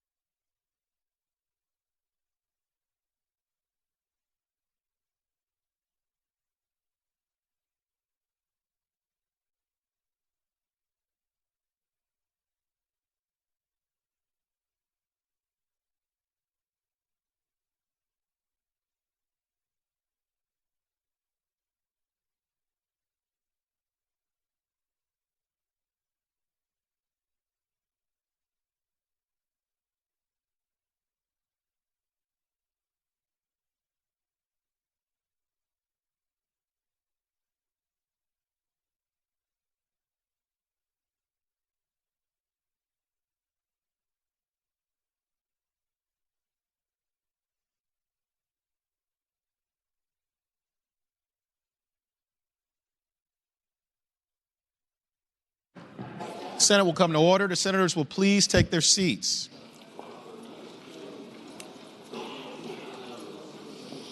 On page 38, regular calendar, Senate bill on third reading, Senate Bill 995, a bill relating to outdoor advertising. The committee amendment has been adopted by the Senate. Senator from Grayson, Senator Carrico. Mr. President, this move the bill pass. Speaking of the bill. Senator has the floor. Mr. President, this is the outdoor advertising bill that was handed down by the governor in response to a current court case that they expect a ruling on sometime this month. Without the bill, the department feels that there will be a law between the time we get out of session until we come back next year to try to fix some of the problems we have. And I think that was the governor just to appreciate me carrying his bill. And it will, if the ruling in this case goes against the state, then there'll be no, the law will not prohibit people from putting advertisement signs in the middle of the right-of-ways. And what this bill does is it brings in line what the current policy of VDOT has been, that no signs could be placed on right-of-ways in the state. I hope it'd be the pleasure of the body to pass the bill. Thank the Senator. What purpose is Senator from Eastern Fairfax? Senator Servell rise. Will the Senator from Grayson yield for a question? Senator yield for a question. I'll yield. Senator yields. You have the floor. I was just wondering, since I was the attorney that filed the lawsuit you referenced, which I guess resulted in this bill, whether I could count this as my 60-second bill. You can do whatever you would like to do with that bill. Thank the gentleman. Senator. What purpose is Senator from Rockingham? Senator Obenshain rise. Mr. President, I rise to speak against the bill. Senator has the floor. Mr. President, members of the Senate, this is not a good idea, and this is a departure from our established practice. And I have great sympathy for the predicament in which VDOT finds itself right now, and more particularly Fairfax County. But I'm here to tell you that we as a body typically, as a matter of policy, do not vote on or take action on bills that are arise from pending litigation. And that is what this is. This is a suit that has been filed challenging the constitutionality of this statute. And it is a suit that is active right now. The judge has entered an initial order in which she held that there was a substantial likelihood of success in declaring essentially the practice in Fairfax County to be unconstitutional. But it's not a final ruling. A final ruling is supposed to come in this case sometime in the late spring or summer. And what prompted this bill was the concern that maybe the judge is going to rule against us. Maybe the judge is going to rule against us. And it is, I would submit, unprecedented for this body to pass out a bill in a pending case on the basis that a federal judge may rule against the Commonwealth of Virginia. Let me tell you what's going to happen if the judge does rule against us. The Commonwealth is going to appeal. The Commonwealth is going to file an appeal, the United States Court of Appeals for the Fourth Circuit. The court will stay the ruling pending the outcome of the appeal, which will not be resolved before we arrive back here in Richmond next year. And maybe by the end of the General Assembly session, we'll have a ruling from the Fourth Circuit Court of Appeals next January, February, or March. And we can take action, but I would submit that it's improvident for us to do this. And you know how this came to pass. I don't know whether anybody outside of Northern Virginia has been in Fairfax County during election season, but in years past, you drive through Fairfax County during election season, there is the most garish display of 4x8 signs from every political candidate in median strips and rights of way, and they never, ever enforce that. and they decided that they were going to start enforcing it with real estate signs, And that has prompted this situation. It is a very localized issue. There is no emergency. There's no reason we ought to be taking action on this right now. I would urge the body, as a matter of adherence to our established practice, to vote no on this bill. What purpose is Senator from Fairfax City? Senator Peterson rise. Rise, speak in favor of the bill. Senator has the floor. Mr. President, ladies and gentlemen of the Senate, I want to respond to 2 points that my colleague from Rockbridge raised. First of all, yes, there was a plethora of campaign signs in the right-of-ways up until about 8 years ago, and then we finally changed the state law where we prohibited it. Thank God. It was terrible. But that reign of error is over, okay? And now we don't allow signs in the right-of-way in Fairfax County or anywhere else in the Commonwealth because, frankly, it's unsafe, not to mention that it's aesthetically a disaster. Let me talk to the second point, which is about pending litigation. You know, I always make a point of rereading the Constitution before I come down here because people say things, and I'm like, I don't remember seeing that in the Constitution. There's nothing in the Constitution says we can't pass a bill that affects a lawsuit that was filed against one of our own subdivisions, okay? It's one thing to weigh in on a suit that involves private parties. Yes, that would be perhaps tipping the scales of justice. It's another thing when one of our own subdivisions has been sued over the application of a state law. Now, finally, let me say this. At almost any time, there is a lawsuit that is impacting a state law. In the words of the immortal Jimmy Buffett, it's 5 o'clock somewhere. Okay? So this law is a chance that we have to get it right. Now, maybe the federal judge will have to find something else to do rather than rule on inevitable summary judgment or whatever. But the bottom line is we need to keep the law in Fairfax County that prevents people from putting signs in the right-of-way. It is a safety hazard, not to mention it looks horrible. So please pass the bill. Thank you. Senator, do any other senators wish to be heard on Senate Bill 995? Seeing none, the question is, shall Senate Bill 995 pass? All in favor of the motion will record their vote aye. Those opposed, no. Are the senators ready to vote? Have all the senators voted? Do any senators desire to change their vote? Clerk, close the roll. Ayes 22, noes 17. Ayes 22, noes 17. Senate Bill 995 passes. Uncontested calendar, Senate Joint Resolutions on third reading. Senate Joint Resolution 162, commending the Virginia Association of Free and Charitable Clinics, Inc. Senator from Henrico, Senator Donovan. Mr. Chairman, I move that we agree to the amendment. Or agree to the resolution. Thank you, Senator. Thank you. Question is, shall the Senate agree to Senate Joint Resolution 162? All in favor of the motion will say aye. Aye. Those opposed, no. The ayes have it. The resolution is agreed to. Senate Joint Resolution 207, commending the Virginia Department of Veterans Services Benefits Section. Committee substitute has been adopted by the Senate. Senator from Spotsylvania, Senator Reeves. Mr. President, I would agree to the substitute adopted by the Senate, the resolution. Agree to the resolution? Mr. President, our Virginia Department of Veterans Services have done a tremendous amount of work from really which was a dilapidated organization that barely served our veterans to actually receiving some not just laudatory comments from the federal government and some others, but actually some awards. And this is a commendation to those hardworking folks that go out each and every day to help our veterans that are coming back get the benefits that they've earned. And that's what this commendation is. Thank you, Senator. The question is, shall the Senate agree to Senate Joint Resolution 207? All in favor of the motion will say aye. Aye. Those opposed, no. The ayes have it. The resolution is agreed to. Memorial resolutions. Senator from James City County, Senator Norman.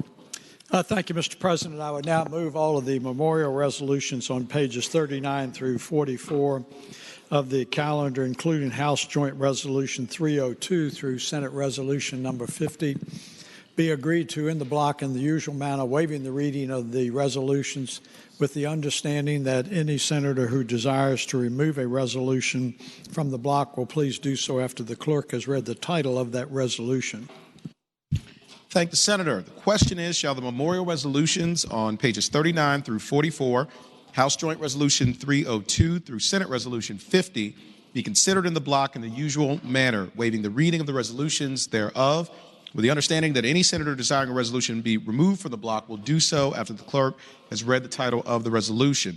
All in favor of the motion will say aye. Those opposed, no. The ayes have it. The motion is agreed to. The resolutions are before us in the block. Clerk will read the titles of the memorial resolutions. House Joint Resolution 302, celebrating the life of Heather Danielle Heyer. House Joint Resolution 303, celebrating the life of Frances Elizabeth Gibson Luce. House Joint Resolution 331, celebrating the life of Thomas Carr Baker. House Joint Resolution 332, celebrating the life of Levon Parker Ellis. House Joint Resolution 337, celebrating the life of Cherry Tolley Bottom. House Joint Resolution 338, celebrating the life of Nicole Catherine Orton. House Joint Resolution 339, celebrating the life of James Russell Shea. House Joint Resolution 340, celebrating the life of Joanne Dotson Holland. House Joint Resolution 341, celebrating the life of Thomas R. Willinen.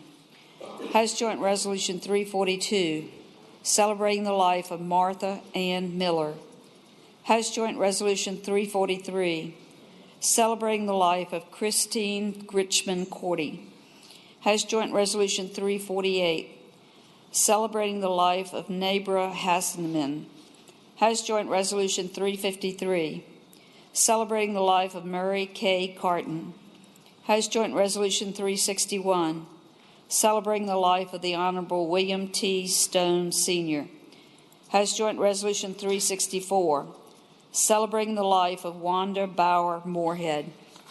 House Joint Resolution 368, celebrating the life of the Honorable Kermit Lee Racy, Sr. House Joint Resolution 369, celebrating the life of Orrin Luce French, Sr. House Joint Resolution 370, celebrating the life of Winfred William Orts. House Joint Resolution 371, celebrating the life of Jacob Ham, Jr., M.D. House Joint Resolution 372, celebrating the life of the Honorable Joshua L. Robinson. House Joint Resolution 373, celebrating the life of Roy Lee Carden, Sr. House Joint Resolution 374, celebrating the life of Vivian Comer Gaynor.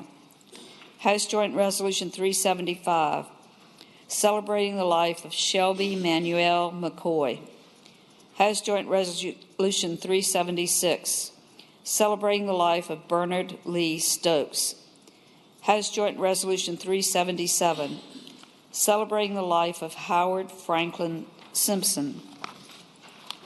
House Joint Resolution 393, celebrating the life of Loretta H. Tate. House Joint Resolution 394, celebrating the life of Annie Bell Daniels.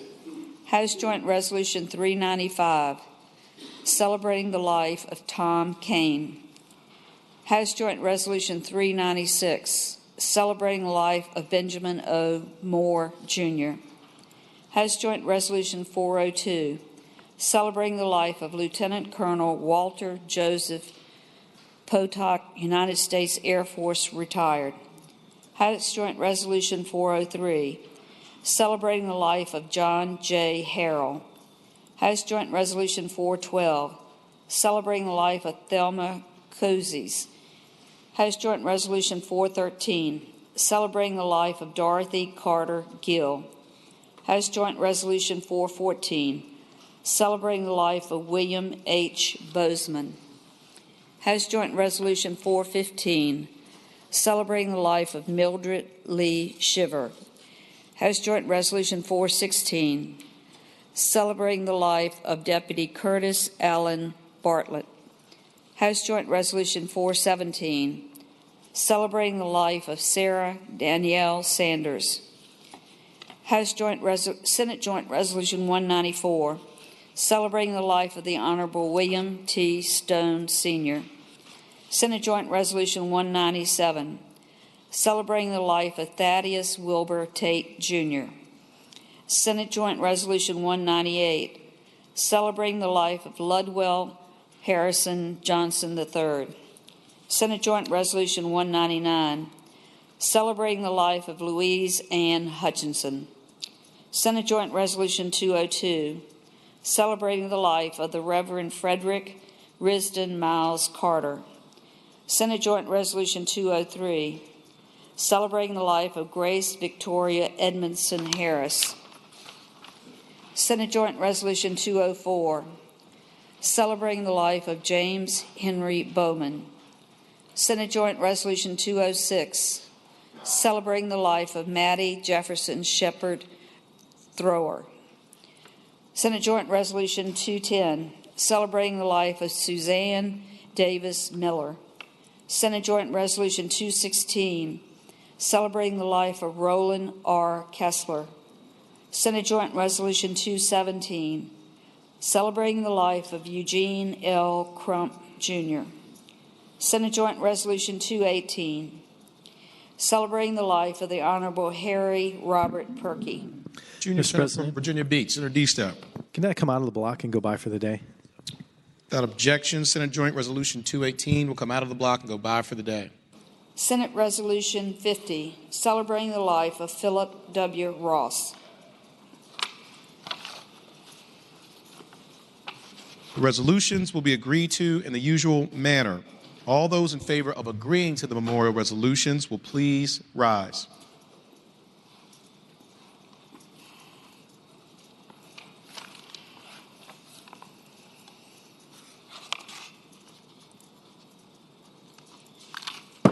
Resolutions are agreed to. Commending resolutions. Senator from James City County, Senator Norman. Thank you, Mr. President. I now move all the commending resolutions on pages 45 through 53 of the calendar, including House Joint Resolution number 259 through Senate Resolution number 49, be agreed to in the block by voice vote, waiving the reading of the resolution. Any senator who desires to remove a commending resolution from the block should please do so after the clerk has read the number of that resolution. Thank the Senator. The question is, shall the commending resolutions on pages 45 through 53, House Joint Resolution 302 through Senate Resolution 49, be considered in the block by voice vote, waiving the reading of the resolutions with the understanding that any senator desiring a resolution be removed from the block will do so after the clerk has read the number of the resolution. All in favor of the motion will say aye. Those opposed, no. The ayes have it. The motion is agreed to. The resolutions are before us in the block. Clerk will read the number of the resolutions. House Joint Resolutions 259, 327, 328, 329, 333, 334, 335, 336, 344, 345, 346, 347, 349, 350, 351, 352, 354, 355, 356, 357, 358, 359, 360, 362, 363, 365, 366, 367, 378, 379, 380, 381, 382, 383, 384, 385, 386, 387, 388, 389, 390, 391, 392, 397, 398, 399, 400, 401, 404, 405, 406, 407, 408, 409, 410, 411, 418, 419, 420, Senate Joint Resolutions 193, 195, 196, 200, 201, 205, 208, 209, 211, 212, 213, 214, 215, and Senate Resolution 48 and 49. Question is, shall the resolutions be agreed to? All in favor of agreeing to the resolutions will say aye. Those opposed, no. The ayes have it. The resolutions are agreed to.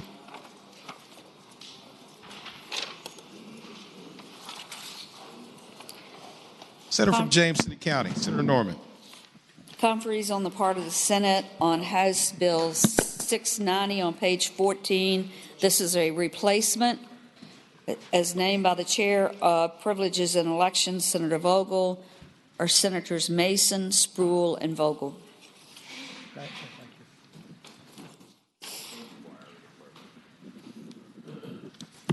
From James City County, Senator Thank you, Mr. President. Inquiry, the clerk, does that mercifully conclude today's calendar? Yes, sir.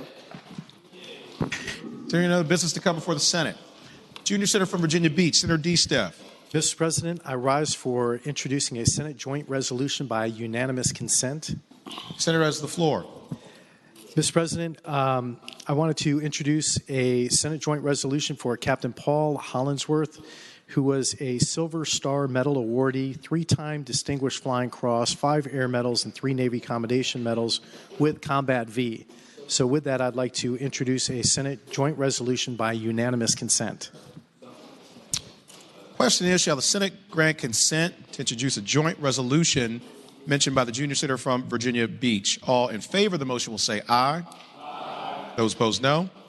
Consent of the Senate is granted to introduce the joint resolution. Senator from Fairfax City, Senator Peterson. President, I rise for an announcement. Senator has the floor. Ladies and gentlemen of the Senate, Mr. President, on behalf of the Redskins Pride Caucus, our annual Pride Caucus reception will be 5:30 this evening. Senator Lucas, Senator Spruill, Senator Cosgrove, Senator Saslaw, and other people will be there. And come by and visit, and we'll make plans for a great season in 2018. Senator, any other senators? Stanley. Do any other senators wish to be recognized? Seeing none, the clerk will report any announcements on the desk. Today, Tuesday, March 6th, the Committee on Agriculture, Conservation, and Natural Resources will meet immediately upon adjournment at the chair's desk. Wednesday, March 7th, the Military and Veterans Caucus will meet at 8 a.m., Pocahontas 5th floor, Subcommittee Room Number 2. The Women Legislative Roundtable will not meet. The Republican Caucus will meet 1/2 hour before session in Senate Room 2. The Democratic Caucus will meet 1/2 hour before session in Senate Room 1. Thank you, Madam Clerk. Senator from Bedford, Senator Newman. Mr. President, I move that the Senate do now adjourn until 10 a.m. tomorrow.